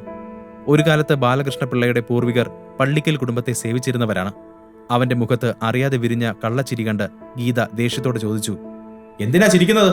ഇത്തവണ ചായ നല്ലതല്ലെങ്കിൽ അത് പിന്നെ കപ്പിലല്ല ഉണ്ടാവുക, നിന്റെ മുഖത്തായിരിക്കും. എന്നാൽ ആദിത്യൻ അതിനോട് പ്രതികരിക്കാൻ നിന്നില്ല. അവൻ തല കുലുക്കിക്കൊണ്ട് അടുക്കളയിലേക്ക് പോയി. ആദിത്യൻ പോയപ്പോൾ ഗീത പിന്നെ ജയരാജിനും ആവണിക്ക് നേരെ തിരിഞ്ഞ് ഉറച്ച ശബ്ദത്തിൽ പറഞ്ഞു, തൽക്കാലം അവിടെ ആ ചെക്ക് കൊടുത്തെന്ന് കരുതി ആ പണം ഇനി തിരികെ കൊടുക്കാൻ നമ്മൾ എന്ത് ചെയ്യും? ആദിത്യൻ എവിടെ നിന്ന് കൊണ്ടുവന്നതായാലും നമ്മൾ തന്നെ ആ കടം വീട്ടണ്ടേ? ഇപ്പോൾ അത് നമ്മുടെ കഴുത്തിൽ തൂങ്ങിക്കിടക്കുന്ന ഒരു കുരുക്ക് പോലെയാണ്. ഇത് കേട്ടപ്പോൾ ആവണി തന്റെ സേവിങ്സിനെ കുറിച്ച് ചിന്തിക്കാൻ തുടങ്ങി. കാരണം ആദിത്യൻ വാങ്ങിയ പണം എത്രയും വേഗം തിരികെ നൽകേണ്ടി വരും. പക്ഷെ എന്തു ചെയ്യും? അപ്പോഴേക്കും ആദിത്യൻ പതിവ് പോലെ ഡിന്നറിനെ പറ്റി ചോദിക്കാൻ വന്നു. കാരണം ഗീതയ്ക്കും ജയരാജനും വീട്ടിൽ പലപ്പോഴും വ്യത്യസ്ത ടേസ്റ്റുകളാണ്. വരും വഴി അവൻ ആവണി സംസാരിക്കുന്നത് കേട്ടു. അമ്മേ, എന്റെ സേവിങ്സിലുള്ളതൊക്കെ നമുക്കിപ്പോൾ തന്നെ ആദിത്യന്റെ ഫ്രണ്ടിന് കൊടുക്കാം. ബാക്കി ഞാൻ പതിയെ കൊടുത്തോളാം. ഗീത ഒന്ന് മൂളി. ആദ്യം അവന്റെ ആ ഫ്രണ്ടിന് ബാക്കി ക്യാഷ് പിന്നെ കൊടുത്താൽ മതിയൊന്ന് ചോദിക്കേ. കാരണം കൂടി വന്നാൽ ഒരു 5 ലക്ഷം ഒക്കെ അല്ലേ നിന്റെ കയ്യിൽ ഇപ്പോൾ കാണൂ. എന്റെ പേടി അയാൾ അതൊന്നും പറ്റില്ല എന്ന് പറയുമോ എന്നാണ്. അപ്പോഴേക്കും ആദിത്യൻ അങ്ങോട്ട് ചെന്ന് പറഞ്ഞു, അമ്മേ, അതിനെപ്പറ്റി ചിന്തിച്ച് വിഷമിക്കണ്ട, അത് പിന്നെ കൊടുത്താൽ മതി. അത് കേട്ടപ്പോൾ ഗീതയ്ക്ക് ഒരിത്തിരി ആശ്വാസമായി. അങ്ങനെയാണെങ്കിൽ നമുക്കത് പിന്നീട് കൊടുക്കാം. എന്നാൽ ആവണിക്ക് അതത്ര ശരിയായി തോന്നിയില്ല. കടം വാങ്ങിയാൽ അത് പറ്റുന്ന പോലെ വേഗം തിരിച്ചു കൊടുക്കണം എന്നതാണ് അവളുടെ പോളിസി. ഇപ്പോൾ കുറച്ചെങ്കിലും കൊടുത്താൽ അത്രയും ഭാരം കുറയും എന്നാണ് ആവണി ആലോചിച്ചത്. അവൾ പറഞ്ഞു, അതൊക്കെ ശരിയായിരിക്കും. പക്ഷെ അമ്മേ, ഇപ്പോൾ ആദിത്യൻ എന്റെ കയ്യിലുള്ള ആ 5 ലക്ഷം രൂപ കൊടുത്തേക്ക്. മനസ്സില്ലാ മനസ്സോടെ ഗീത അതിന് സമ്മതിച്ചു. അതെ, അതങ്ങ് കൊടുക്കുന്നത് തന്നെയാ നല്ലത്. നിന്റെ ഒന്നിനും കൊള്ളാത്ത ഭർത്താവിനെ പോലെ ആർക്കും ഒരു ഭാരമാകാൻ ഞാൻ ആഗ്രഹിക്കുന്നില്ല. അവർ ആവണിയോട് പിറുപിറുത്തു. ആവണി ഒന്ന് മൂളിക്കൊണ്ട് ആദിത്യന് നേരെ തിരിഞ്ഞു. ആദിത്യ, നീ പണം ആ ഫ്രണ്ടിന് നൽകുമ്പോൾ എന്റെ സ്പെഷ്യൽ താങ്ക്സ് പറയണം. അയാൾ നമുക്ക് അത്ര വലിയൊരു സഹായമാണ് ചെയ്തത്. ആദിത്യൻ തലയാട്ടി. ആ പണം ഇപ്പോൾ വേണ്ട എന്ന് താൻ വീണ്ടും വീണ്ടും പറഞ്ഞാൽ അവർക്ക് സംശയം തോന്നുമെന്ന് അവൻ അറിയാമായിരുന്നു. ശേഷം അവൻ ഡിന്നറിന് കഴിക്കാൻ എന്താണ് വേണ്ടതെന്ന് എല്ലാവരോടും ചോദിച്ച് നേരെ കിച്ചണിലേക്ക് പോയി. 4 വർഷമായി അവനിത് ശീലമായിരുന്നു. ആ വീട്ടിലെ എല്ലാ ജോലികളും ചെയ്യാൻ അവനൊട്ടും മടിയില്ലായിരുന്നു. കുറച്ചു സമയത്തിനകം എല്ലാവരും ഭക്ഷണം കഴിച്ച് അവരവരുടെ മുറികളിലേക്ക് പോയി. ആദിത്യൻ ബാക്കി പണികളെല്ലാം ചെയ്ത് കിച്ചണിൽ തന്നെ നിന്നു. അവൻ ഓരോ ചിന്തയിൽ നിൽക്കുമ്പോൾ പെട്ടെന്ന് ആവണിയുടെ രൂപം അവന്റെ മനസ്സിലേക്ക് വന്നു. ഇന്നാദ്യമായി അവളുടെ കണ്ണിൽ അവനോടുള്ള ബഹുമാനം അവൻ കണ്ടു. ആ ബഹുമാനം മെല്ലെ അവനോടുള്ള ഒരു ഇഷ്ടത്തിലേക്ക് മാറുമെന്ന് അവൻ പ്രതീക്ഷിച്ചു. അതിനെപ്പറ്റി ആലോചിച്ചപ്പോൾ അവന്റെ ചുണ്ടിൽ അറിയാതെ ഒരു ചിരി വിരിഞ്ഞു. അതിനിടയിൽ അവന്റെ പോക്കറ്റിൽ കിടന്ന ഫോൺ റിങ് ചെയ്തു. അവനതെടുത്ത് നോക്കിയപ്പോൾ ഷാനവാസ് ആയിരുന്നു. ആദിത്യൻ കോൾ അറ്റൻഡ് ചെയ്തു. ഉടനെ അപ്പുറത്ത് നിന്നും സംസാരം കേട്ടു. Hello sir, sorry for disturbing you. അപ്പോയിൻമെന്റ് എഗ്രിമെന്റിൽ സാറിന്റെ ഒരു സൈൻ വേണമായിരുന്നു. സാർ നാളെ എപ്പോഴാണ് ഫ്രീ ആവുക? ആദിത്യൻ ചുറ്റും നോക്കിക്കൊണ്ട് പറഞ്ഞു, ഞാൻ നാളെ ഓഫീസിലേക്ക് എത്തിക്കോളാം. Okay sir, good night. ശേഷം ആദിത്യൻ ഫോൺ കോൾ കട്ട് ചെയ്തു. എന്നിട്ട് മുറിയിലേക്ക് പോകാൻ വേണ്ടി തിരിഞ്ഞപ്പോൾ ആവണി അവനെയും നോക്കി അവിടെ നിൽക്കുന്നത് കണ്ടു. അവൾ സംശയത്തോടെ അവനെ നോക്കി. നീ ഈ സമയത്ത് ആരോടാണ് ഫോണിൽ സംസാരിക്കുന്നത്? പതിവില്ലാത്തൊരു പരിപാടി. ആദിത്യൻ പെട്ടെന്ന് തന്നെ മറുപടി പറഞ്ഞു, അതൊന്നുമില്ല ആവണി. ഇപ്പോൾ കുറച്ച് ദിവസമായി ഏത് നേരവും ക്രെഡിറ്റ് കാർഡ് കമ്പനികളുടെ കോൾ വരുന്നുണ്ട്. ഇവന്മാർക്കിത് നേരവും കാലവും ഒന്നുമില്ല. അത് കേട്ടതും ആവണി ഒന്നും മൂളി. പിന്നെ ഒന്നും മിണ്ടാതെ അവളുടെ മുറിയിലേക്ക് ഉറങ്ങാൻ വേണ്ടി പോയി. അവൾ പോയതും ആദിത്യൻ ഒരു ദീർഘനിശ്വാസം എടുത്തു. എന്നിട്ട് നെറ്റിയിലെ വിയർപ്പ് തുടച്ചു കളഞ്ഞു. പിന്നെ വേഗം തന്നെ അവന്റെ മുറിയിലേക്ക് പോയി. പിറ്റേ ദിവസം രാവിലെ ആദിത്യൻ വീട്ടിലെ കാര്യങ്ങളെല്ലാം തീർത്ത് മീറ്റിയോറിന്റെ ഓഫീസിലേക്ക് പോയി. മാർക്കറ്റിൽ സാധനം വാങ്ങാൻ പോവുകയാണെന്നാണ് ആവണിയോട് പറഞ്ഞത്. അപ്പോൾ പിന്നെ വേഗം തന്നെ വീട്ടിലേക്ക് തിരിച്ചു വരേണ്ടി വരും. എങ്കിലും അവന് ഇവിടെ വേറെ ഫ്രണ്ട്സ് ഒന്നുമില്ല എന്ന് ആവണിക്ക് അറിയാവുന്നതുകൊണ്ട് വേറെ കള്ളമൊന്നും പറയാൻ പറ്റില്ല. ആദിത്യൻ ഓഫീസിലേക്ക് എത്തുന്നതിന് കുറച്ചു മുൻപായി ഷാനവാസിന്റെ കോൾ വീണ്ടും വന്നു. Good morning sir. ഞാൻ ഓഫീസിലെ എല്ലാ സീനിയർ എക്സിക്യൂട്ടീവ്സിനോടും വിവരം അറിയിച്ചിട്ടുണ്ട്. അവരെല്ലാം മീറ്റിംഗിന് തയ്യാറായി ഇവിടെ എത്തിയിട്ടുണ്ട് സാർ. സാർ എപ്പോഴാണ് വരിക? എല്ലാവരും സാറിനെ കാണാൻ വേണ്ടി ആകാംക്ഷയിലാണ്. എന്നാൽ ആദിത്യൻ ഉടനെ തന്നെ മറുപടി പറഞ്ഞു, മിസ്റ്റർ ഷാനവാസ്, ഒരു മീറ്റിംഗ് ഷെഡ്യൂൾ ചെയ്യുന്നതിന് മുമ്പ് നിങ്ങൾ എന്തുകൊണ്ടാണ് എന്നോട് ചോദിക്കാതിരുന്നത്? എന്റെ റിയൽ ഐഡന്റിറ്റി ഇപ്പോൾ ആരും അറിയുന്നത് എനിക്ക് ഇഷ്ടമല്ല. So please cancel the meeting. Shanavas അത് കേട്ട് ആകെ പേടിച്ചു. സോറി സർ, ഞാൻ ഇപ്പോൾ തന്നെ മീറ്റിംഗ് ക്യാൻസൽ ചെയ്തോളാം. സാറിനെ പറ്റി ആരും ഒന്നും അറിയില്ല. ഓക്കെ, എനിക്ക് നിങ്ങളോട് മാത്രമായി കുറച്ച് കാര്യങ്ങൾ സംസാരിക്കാനുണ്ട്. അത് കഴിഞ്ഞ് ഞാൻ വേഗം തന്നെ പോകും. അതും പറഞ്ഞ് ആദിത്യൻ കോൾ കട്ട് ചെയ്തു. കുറച്ചു സമയത്തിനകം അവൻ ഓഫീസിലെത്തി. തിരക്കിട്ട് ഓഫീസിനകത്തേക്ക് നടക്കുന്നതിനിടയിലാണ് മുമ്പിൽ നിൽക്കുന്ന ഒരു കപ്പിളിനെ ആദിത്യൻ ശ്രദ്ധിച്ചത്. ആ പയ്യൻ ഒരു ബ്ലാക്ക് സ്യൂട്ടാണ് ധരിച്ചിരിക്കുന്നത്. പെൺകുട്ടിയാണെങ്കിലും വളരെ വില കൂടിയ വസ്ത്രമാണ് ഇട്ടിരിക്കുന്നത്. അവരെ കണ്ടാൽ തന്നെ വളരെ സമ്പന്ന കുടുംബങ്ങളിൽ നിന്ന് വന്നതുപോലെ ഉണ്ടായിരുന്നു. അതാരാണെന്ന് മനസ്സിലായെങ്കിലും ആദിത്യൻ അവരെ ശ്രദ്ധിക്കാത്തതുപോലെ മുന്നോട്ട് നടന്നു. എന്നാൽ ആ പെൺകുട്ടി അവനെ വിടാൻ തയ്യാറായിരുന്നില്ല. അവൾ പരിഹാസത്തോടെ അവനോട് പറഞ്ഞു, ഓ, അളിയൻ ഇവിടെയോ? വഴിതെറ്റിയെങ്ങാനും വന്നതാണോ? നിന്നെപ്പോലുള്ളവർക്കുള്ളതല്ലല്ലോ ഈ കമ്പനി. ആദിത്യന്റെ മുമ്പിൽ നിൽക്കുന്ന ആ പെൺകുട്ടി ആവണിയുടെ കസിൻ വേദികയായിരുന്നു. വേദികയ്ക്ക് ചെറുപ്പം മുതൽ തന്നെ ആവണിയെ ഒട്ടും ഇഷ്ടമല്ല. അതിന് ഒരുപാട് കാരണങ്ങളുണ്ടായിരുന്നു. ആവണി വളരെ ബുദ്ധിമതിയായ സുന്ദരിയായ പെൺകുട്ടിയാണ്. അവളെ കണ്ട മാത്രയിൽ തന്നെ ഏതൊരാളും വീണുപോകുമെന്ന് പറഞ്ഞാൽ പോലും തെറ്റില്ല. അതുകൊണ്ടാണ് വേദിക അവളെ വെറുക്കുന്നത്. എന്നാൽ ആവണി ആദിത്യനെ പോലെ ഒരാളെ വിവാഹം കഴിച്ചപ്പോൾ വേദികയ്ക്ക് വളരെ സന്തോഷം തോന്നി. വേദിക വിവാഹം കഴിക്കാൻ പോകുന്നത് നഗരത്തിലെ സമ്പന്നരിൽ ഒരാളായ രാഘവൻ കൈമളിന്റെ മകൻ സിദ്ധാർത്ഥിനെയാണ്. രാഘവൻ കൈമളിന് മീറ്റിയോർ ഗ്രൂപ്പുമായി നല്ല ബന്ധമുണ്ട്. അയാളുടെ പേരും പെരുമയും കണ്ടിട്ട് തന്നെയാണ് ഗായത്രി ദേവി തന്റെ ചെറുമകളെ രാഘവന്റെ മകനുമായി വിവാഹമുറപ്പിച്ചത്. സിദ്ധാർത്ഥുമായുള്ള വിവാഹം തീരുമാനിച്ചതു മുതൽ വേദിക ആദിത്യനെയും ആവണിയെയും കളിയാക്കാൻ കിട്ടുന്ന ഒരവസരവും പാഴാക്കാറില്ല. എന്നാൽ ആദിത്യൻ അതൊന്നും ശ്രദ്ധിക്കാതെ എല്ലാം കേട്ടു നിൽക്കാറാണ് പതിവ്. ഇന്നും അവനൊന്നും മിണ്ടിയില്ല. വേദിക തുടർന്നു, എന്തായാലും അത് വിട്ടേക്ക്. അതൊന്നും എന്നെ ബാധിക്കുന്ന കാര്യമല്ലല്ലോ. നിന്നെപ്പോലെയുള്ള ഒരാൾക്ക് ഞങ്ങളുടെ മുമ്പിൽ നിൽക്കാൻ പോലുമുള്ള സ്റ്റാറ്റസ് ഇല്ല. ഞങ്ങൾ ശേഖർ അങ്കിളിന് ഞങ്ങളുടെ വെഡിങ് ഇൻവിറ്റേഷൻ കൊടുക്കാൻ വന്നതാ. നിനക്കും വേണമെങ്കിൽ കല്യാണത്തിന് വരാം. ഞാൻ നിനക്കൊരു വെയിറ്റർ സ്ഥാനം റിസർവ് ചെയ്തിടാം. ഇതെല്ലാം കേട്ടിട്ടും ഒരു കുലുക്കവുമില്ലാതെ ആദിത്യൻ ആത്മവിശ്വാസത്തോടെ അവിടെ തന്നെ നിന്നു പറഞ്ഞു, എന്നെപ്പറ്റി ചിന്തിച്ചതിന് താങ്ക്സ്. പക്ഷെ എനിക്ക് നിങ്ങളുടെ വിവാഹത്തിൽ പങ്കെടുക്കണമെന്ന് ഒരാഗ്രഹവും ഇല്ല. ആ പറഞ്ഞത് കേട്ട് സിദ്ധാർത്ഥ് അവനെ അടിമുടി ഒന്ന് നോക്കി. ആദിത്യന്റെ സിമ്പിൾ ഡ്രസ്സിംഗ് സ്റ്റൈൽ കണ്ട് സിദ്ധാർത്ഥ് സ്വയം ചിരിച്ചു. എന്നാൽ ഈ ഡ്രസ്സിങ്ങിന്റെ ഉള്ളിലുള്ള ആൾ മീറ്റിയോറിന്റെ ഉടമയാണെന്ന് അവൻ അറിയില്ലായിരുന്നു. അവർ ഇൻവിറ്റേഷൻ കാർഡ് നൽകാൻ പോകുന്ന ചന്ദ്രശേഖരൻ നിലവിൽ ജയിലിൽ കിടക്കുകയാണ്. അതൊന്നും അറിയാതെ സിദ്ധാർത്ഥ് അവനെ പരിഹസിച്ചു. ഓ, അപ്പോൾ ഇതാണ് ആദിത്യൻ അല്ലേ? നിന്നെപ്പറ്റി ഞാൻ ധാരാളം കേട്ടിട്ടുണ്ട്. നീ നിന്റെ ഭാര്യയുടെ ചിലവിലാണ് ജീവിക്കുന്നത് അല്ലേ? അവസാനം ഇന്നെനിക്ക് നിന്നെ കാണാൻ പറ്റിയല്ലോ. പിന്നെ നിന്നോടൊരു കാര്യം പറഞ്ഞേക്കാം.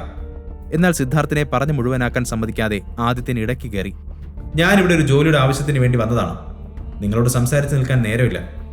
ജോലിക്കോ? സീരിയസ്ലി? ഇവിടെ ക്ലീനിങ് സ്റ്റാഫിനൊന്നും ഒഴിവുള്ളത് എനിക്ക് അറിയില്ലല്ലോ. നിന്റെ വരവ് കണ്ടാൽ ഇവിടെ ചെയർമാൻ ആവാൻ വരുന്നത് പോലെയുണ്ട്. അതും പറഞ്ഞ് വേദിക പൊട്ടിച്ചിരിച്ചുകൊണ്ട് സിദ്ധാർത്ഥിനെ നോക്കി. അവനും അതിനോട് ചേർന്ന് ചിരിച്ച് കയ്യിലുള്ള ക്യാനിലെ ഡ്രിങ്ക്സ് കുടിച്ചുകൊണ്ടിരുന്നു. ആ ക്യാൻ കാലിയായതും അവനത് നിലത്തേക്കെറിഞ്ഞു. എന്നിട്ട് ആദിത്യനെ നോക്കി. ഈ കമ്പനിയുടെ വേസ്റ്റ് എടുക്കാനുള്ള യോഗ്യത പോലും നിനക്കില്ല. വേണമെങ്കിൽ ആ തെരുവിലെ ക്ലീനിങ് ജോലി ചെയ്തോ. ഇനി പണത്തിന് അത്രയും ആവശ്യമാണെങ്കിൽ ദാ ഇത് വെച്ചോ. അതും പറഞ്ഞ് സിദ്ധാർത്ഥ് ആദിത്യന്റെ പോക്കറ്റിലേക്ക് ഒരു 500-ന്റെ നോട്ട് വെച്ചു. അപ്പോൾ ആദിത്യന്റെ മുഖത്ത് ഒരു ചിരി തെളിഞ്ഞു. ഈ 500 രൂപ നോട്ട് കൊണ്ട് ആർക്കാണ് ഉപയോഗമെന്ന് കാലം തെളിയിക്കും. യാതൊരു ഭാവഭേദവും ഇല്ലാതെയുള്ള ആദിത്യന്റെ മറുപടി കേട്ട് സിദ്ധാർത്ഥിന് ദേഷ്യം വന്നു. നീ എന്താണ് ഈ പറഞ്ഞത്? എന്റെ മുമ്പിൽ നിന്ന് എന്തും പറയാമെന്നാണോ? എന്നാൽ ആദിത്യനും വിട്ടുകൊടുക്കാൻ തയ്യാറായിരുന്നില്ല. കൂടുതൽ എന്തെങ്കിലും സംസാരിക്കുന്നതിന് മുമ്പ് നന്നായി ആലോചിക്കണം. അല്ലെങ്കിൽ പിന്നെ നീ സങ്കല്പിക്കുന്നതിനും അപ്പുറമായിരിക്കും എന്റെ പ്രതികരണം. അപ്പോഴേക്കും സിദ്ധാർത്ഥ് ഒരു ആക്രമണത്തിന് തയ്യാറായി നിന്നിരുന്നു. അവൻ ആദിത്യന്റെ നേർക്ക് ചെന്നു. എന്താടാ നീ എന്നെ ചെയ്യാ? വാടാ നമുക്ക് നോക്കാം. രംഗം വഷളാകുന്നത് കണ്ട വേദിക സിദ്ധാർത്ഥിനെ തടഞ്ഞുകൊണ്ട് പറഞ്ഞു. ഏയ് വേണ്ട, ഇവരോടൊക്കെ സംസാരിച്ച് നമ്മുടെ സമയം കളയണ്ട. പ്രത്യേകിച്ച് ഒരു പണിയും ഇല്ലാത്തതുകൊണ്ടാ ഇവനൊക്കെ ഇങ്ങനെ മനഃപൂർവ്വം ഓരോ പ്രശ്നങ്ങൾ ഉണ്ടാക്കുന്നത്. കം സിദ്ധു, നമുക്ക് പോവാം. സിദ്ധാർത്ഥിന്റെ കണ്ണുകൾ ദേഷ്യം കൊണ്ട് ചുവന്നിരുന്നു. അവൻ എന്തൊക്കെയോ പറയാനുണ്ടായിരുന്നെങ്കിലും സമയവും സന്ദർഭവും ശരിയില്ലെന്ന് തോന്നി. ഇപ്പോൾ അവൻ തന്റെ വെഡ്ഡിംഗ് ഇൻവിറ്റേഷൻ കാർഡ് കൊടുക്കാൻ വേണ്ടി വന്നതാണ്. നല്ലൊരു മൂഡ് കളയണ്ട എന്ന് കരുതി സിദ്ധാർത്ഥ് വേദികയുടെ കൂടെ അകത്തേക്ക് നടന്നു. ആദിത്യൻ അവർ രണ്ടുപേരും പോകുന്നത് നോക്കി നിന്നു. പിന്നെ ചെറിയൊരു ചിരിയോടെ അവിടെ നിന്നും നേരെ ഷാനവാസിന്റെ ക്യാബിന്റെ അടുത്തേക്ക് നടന്നു. അവൻ അവിടേക്ക് എത്തിയപ്പോൾ ചെയർമാൻ എന്നെഴുതിയ ക്യാബിന്റെ മുമ്പിലായി വേദികയും സിദ്ധാർത്ഥും നിൽക്കുന്നുണ്ട്. അകത്ത് ശേഖരൻ ഉണ്ടെന്ന് കരുതിയാണ് അവർ അവിടെ നിൽക്കുന്നത്. ആദിത്യൻ പറഞ്ഞ വാക്കുകൾ അപ്പോഴും സിദ്ധാർത്ഥിന്റെ ഉള്ളിലുണ്ടായിരുന്നു. അവൻ തന്റെ ദേഷ്യം നിയന്ത്രിച്ച് നിൽക്കുകയാണ്. ഇത് കണ്ട വേദിക അവനെ ആശ്വസിപ്പിച്ചു. ഹേയ്, അത് നീ വിട്ടില്ലേ? അവനെ പോലുള്ളവനോടൊക്കെ അവിടെ നിന്ന് തർക്കിക്കാൻ നിന്നാൽ നമ്മുടെ വില പോവുകയല്ലേ ഉണ്ടാവൂ. അതൊക്കെ ശരിയാണ് വേദ. എന്നാൽ അവന്റെ അഹങ്കാരം നീ ശ്രദ്ധിച്ചില്ലേ? ഈ വിവാഹം ഒന്ന് കഴിയട്ടെ. ഈ തെരുവിലൂടെ അവനൊരു പട്ടിയെപ്പോലെ നടത്തിച്ചില്ലെങ്കിൽ എന്റെ പേര് സിദ്ധാർത്ഥ് കൈമൾ എന്നല്ല. എന്നാൽ അപ്പോഴേക്കും ആദിത്യൻ നേരെ ഷാനവാസിന്റെ ക്യാബിനിലേക്ക് പോയിരുന്നു. അയാൾ പഴയ ക്യാബിനിൽ തന്നെയാണ്. ആദിത്യനെ കണ്ടതും ഷാനവാസ് വേഗം തന്നെ തന്റെ ചെയറിൽ നിന്നും എഴുന്നേറ്റുകൊണ്ട് അവനെ സ്വീകരിച്ചു. Sir please come. ആദിത്യൻ അകത്തേക്ക് കയറിക്കൊണ്ട് പറഞ്ഞു. Thank you. പിന്നെ രാഘവൻ കൈമളിനെയും അയാളുടെ മകൻ സിദ്ധാർത്ഥിനെയും നിങ്ങൾക്ക് പരിചയമുണ്ടോ? Yes sir. മിസ്റ്റർ രാഘവൻ വർഷങ്ങളായി ഈ കമ്പനിയുമായി ചേർന്ന് ചില ബിസിനസ്സുകൾ നടത്തുന്നുണ്ട്. ഒരുപാട് കാലമായിട്ട് അറിയാം. എന്താണ് സാർ ഇപ്പോൾ അതിനെപ്പറ്റി ചോദിക്കാൻ കാരണം? ഷാനവാസ് വേഗം തന്നെ മറുപടി പറഞ്ഞു. ആദിത്യൻ ഒന്ന് തലയാട്ടി. ശേഷം ഉറച്ച ശബ്ദത്തിൽ പറഞ്ഞു. എന്നാൽ ഇന്നു മുതൽ മിസ്റ്റർ രാഘവന് മീറ്റിയോർ കമ്പനിയുമായി യാതൊരു ബന്ധവും ഉണ്ടാകാൻ പാടില്ല. അയാളെ ഇപ്പോൾ തന്നെ വിളിച്ച് അവരുമായുള്ള എല്ലാ പ്രോജക്റ്റും നമ്മൾ ക്യാൻസൽ ചെയ്തു എന്നറിയിക്കണം. മീറ്റിയോറിന്റെ ക്ലീനിങ് സ്റ്റാഫാകാൻ മാത്രം യോഗ്യതയുള്ളവരോട് ചേർന്ന് നമ്മൾ ബിസിനസ് ചെയ്യാറില്ല എന്ന് പറഞ്ഞാൽ മതി. അത് കേട്ട് ഷാനവാസ് ഞെട്ടി. ആദിത്യൻ ഒട്ടും ആലോചിക്കാതെ ഒന്നും പറയില്ലെന്ന് ഷാനവാസിനറിയാം. രാഘവൻ കൈമളുമായുള്ള എല്ലാ ബിസിനസ്സും നിർത്തണമെന്നാണ് ആദിത്യൻ ഇപ്പോൾ പറയുന്നത്. ഷാനവാസ് അപ്പോൾ തന്നെ രാഘവനെ ഫോണിൽ വിളിച്ചു. എല്ലാം നോക്കിക്കൊണ്ട് ആദിത്യൻ അവിടെയുള്ള ചെയറിലിരുന്നു. അപ്പുറത്ത് രാഘവൻ ഫോൺ എടുത്തതും ഷാനവാസ് പറഞ്ഞു. Hello mister Raghavan, this is Shanavas, the new chairman of Meteor group. New chairman എന്ന് കേട്ടതും രാഘവൻ ഒന്ന് ഞെട്ടി. എങ്കിലും അയാൾ ബഹുമാനത്തോടെ തന്നെ നിന്നു. Yes mister Shanavas. എനിക്ക് നിങ്ങളോടൊരു ബാഡ് ന്യൂസ് പറയാനുണ്ട്. ഇന്നു മുതൽ ഞങ്ങളുടെ കമ്പനി നിങ്ങളുമായി വർക്ക് ചെയ്യാൻ താല്പര്യപ്പെടുന്നില്ല. നിങ്ങളുമായുള്ള എല്ലാ ഡീലും ഞങ്ങൾ ഇപ്പോൾ തന്നെ ക്യാൻസൽ ചെയ്യുകയാണ്. അതിന്റെ ഡോക്യുമെന്റ്സ് നിങ്ങളുടെ ഓഫീസിൽ ഇപ്പോൾ തന്നെ എത്തും. മീറ്റിയോർ ഗ്രൂപ്പിന്റെ ക്ലീനിങ് സ്റ്റാഫ് ആവാൻ മാത്രം യോഗ്യതയുള്ള ആളുകളുടെ കൂടെ ഞങ്ങൾ ബിസിനസ് ചെയ്യാറില്ല. രാഘവന് കാര്യം മനസ്സിലായി. അയാൾ പ്രതികരിക്കുന്നതിന് മുമ്പ് തന്നെ ഷാനവാസ് കോൾ കട്ട് ചെയ്ത് ആദിത്യനെ നോക്കി. ആദിത്യൻ ഒരു ചിരിയോടെ തല കുലുക്കി.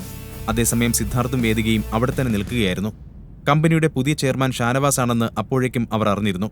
അത് കേട്ടപ്പോൾ സിദ്ധാർത്ഥിന് വളരെ അത്ഭുതം തോന്നിയെങ്കിലും ഷാനവാസിനെ കാണണമെന്ന് അവർ തീരുമാനിച്ചു. അവർ ഷാനവാസിന്റെ ക്യാബിന് പുറത്ത് ഒരുപാട് സമയം കാത്തുനിന്നെങ്കിലും സെക്രട്ടറി അവരെ അകത്തേക്ക് കടത്തിവിട്ടില്ല. അവർ അവിടെ നിന്ന് ആകെ മുഷിഞ്ഞിരുന്നു. അവസാനം അവൻ സെക്രട്ടറിയുടെ നേരെ ചൂടായി. ഇനിയും എത്ര സമയം ഞങ്ങളിവിടെ കാത്തു നിൽക്കണം? നിങ്ങൾ ആദ്യം ചെയർമാൻ സാറിനെ ഒന്ന് വിളിക്കുക. എന്റെ പേര് സിദ്ധാർത്ഥ് കൈമൾ. അദ്ദേഹത്തിന് എന്നെ അറിയാം. സിദ്ധാർത്ഥ് പറഞ്ഞു നിർത്തിയതും സെക്രട്ടറിക്ക് ഷാനവാസിന്റെ ഒരു കോൾ വന്നു. ആ കോൾ അറ്റൻഡ് ചെയ്തതിനു ശേഷം സെക്രട്ടറി സിദ്ധാർത്ഥിനെ സൂക്ഷിച്ചു നോക്കി. എന്നിട്ട് വേഗം തന്നെ സെക്യൂരിറ്റി വിളിച്ചു. ഹലോ സെക്യൂരിറ്റി, വേഗം തന്നെ കുറച്ച് ബൗൺസേഴ്സിനെ ചെയർമാന്റെ ക്യാബിനിന്റെ അവിടേക്ക് വിടണം. ആ നിർദ്ദേശം കേട്ടതും വേഗം തന്നെ കുറച്ചുപേർ അങ്ങോട്ടേക്ക് ഓടി വന്നു. സിദ്ധാർത്ഥിനും വേദികയ്ക്കും കാര്യം മനസ്സിലാകുന്നതിന് മുമ്പ് തന്നെ തോക്കുധാരികളായ അവർ അവരുടെ ചുറ്റും അണിനിരന്നു. സിദ്ധാർത്ഥ് ദേഷ്യത്തോട് അലറി. ഹേയ്, എന്താ ഇത്? നിങ്ങൾക്കൊക്കെ ഭ്രാന്താണോ? നിങ്ങൾ എന്തിനാണ് എന്റെ ചുറ്റും ഇങ്ങനെ നിൽക്കുന്നത്? I am sorry mister Siddharth. Meteor group നിങ്ങളുമായുള്ള എല്ലാ ഡീലും ക്യാൻസൽ ചെയ്തിരിക്കുന്നു. ക്ലീനിംഗ് ജോലിക്കാരുമായി ഞങ്ങൾ ബിസിനസ് ചെയ്യാറില്ല എന്നാണ് ചെയർമാൻ നിങ്ങളോട് പറയാൻ പറഞ്ഞത്. സെക്രട്ടറിയുടെ വാക്കുകൾ കേട്ട സിദ്ധാർത്ഥിന് ദേഷ്യം വന്നു. എന്ത്? What nonsense is this? അപ്പോഴാണ് അവന് നേരത്തെ ആദിത്യനോട് സംസാരിച്ചത് ഓർമ്മ വന്നത്. താൻ അവനോട് പറഞ്ഞ കാര്യങ്ങളാണല്ലോ ഇത്. അതിനെപ്പറ്റി ഒന്നും കൂടുതൽ ആലോചിക്കുവാൻ അപ്പോൾ അവർക്ക് സമയമില്ലായിരുന്നു. അവരുടെ കമ്പനിയുടെ കൂടുതൽ കാര്യങ്ങളും നടന്നു പോകുന്നത് മീറ്റിയോർ ഗ്രൂപ്പിന്റെ സഹായം കൊണ്ടായിരുന്നു. ഇവർ ഇന്നു മുതൽ എല്ലാ ഡീലും ക്യാൻസൽ ചെയ്യുകയാണെങ്കിൽ അവർ നേരെ തെരുവിലേക്ക് ഇറങ്ങേണ്ടി വരും. അതിനെപ്പറ്റി ആലോചിച്ചപ്പോൾ അവന്റെ നെറ്റിയിലൂടെ വിയർപ്പൊഴുകി. എങ്കിലും അവൻ ദേഷ്യത്തോടെ പറഞ്ഞു, എവിടെ നിങ്ങളുടെ പുതിയ ചെയർമാൻ? എനിക്ക് അദ്ദേഹത്തോട് സംസാരിക്കണം. ഇത്ര പെട്ടെന്ന് എങ്ങനെ തീരുമാനത്തിൽ ഒരു മാറ്റമുണ്ടായി? That is not fair. എന്നാൽ സെക്രട്ടറി അവന്റെ വാക്കുകൾക്ക് ചെവി കൊടുത്തില്ല. സെക്യൂരിറ്റി, ഇവരെ രണ്ടുപേരെയും എത്രയും പെട്ടെന്ന് പുറത്താക്കണം. സെക്രട്ടറിയുടെ വാക്കുകൾ കേട്ടപ്പോൾ വളരെ ഉയരമുള്ള ഒരു ബോഡി ഗാർഡ് മുന്നോട്ട് വന്നു. സിദ്ധാർത്ഥിന്റെ കൈ പിടിച്ചു വലിച്ചു. സിദ്ധാർത്ഥിന് നന്നായി വേദനിച്ചു. അവന്റെ കണ്ണിൽ വെള്ളം നിറഞ്ഞു. ഇതെല്ലാം കണ്ടപ്പോൾ വേദിക അവനെ രക്ഷിക്കാൻ വേണ്ടി മുന്നോട്ട് വന്നു. പ്ലീസ് പ്ലീസ്, ഇങ്ങനെ ചെയ്യരുത്, ഞങ്ങൾ പൊയ്ക്കോളാം. വേദിക കരഞ്ഞു പറഞ്ഞപ്പോൾ ആ ബോഡി ഗാർഡ് സിദ്ധാർത്ഥിന്റെ കൈവിട്ടു. എന്നാൽ അവൻ അപ്പോഴും വേദന കൊണ്ട് അലറി കരയുന്നുണ്ടായിരുന്നു. അപ്പോൾ തന്നെ അവന്റെ ഫോണിലേക്ക് അവന്റെ അച്ഛൻ രാഘവന്റെ കോൾ വന്നു. സിദ്ധാർത്ഥ്, നിനക്കെന്താ ഭ്രാന്താണോ? നീ മീറ്റിയോറിൽ പോയി എന്തൊക്കെ പ്രശ്നമാണ് ഉണ്ടാക്കിയത്? അവർ നമ്മളുമായുള്ള എല്ലാ ഡീലും ക്യാൻസൽ ചെയ്തല്ലോ.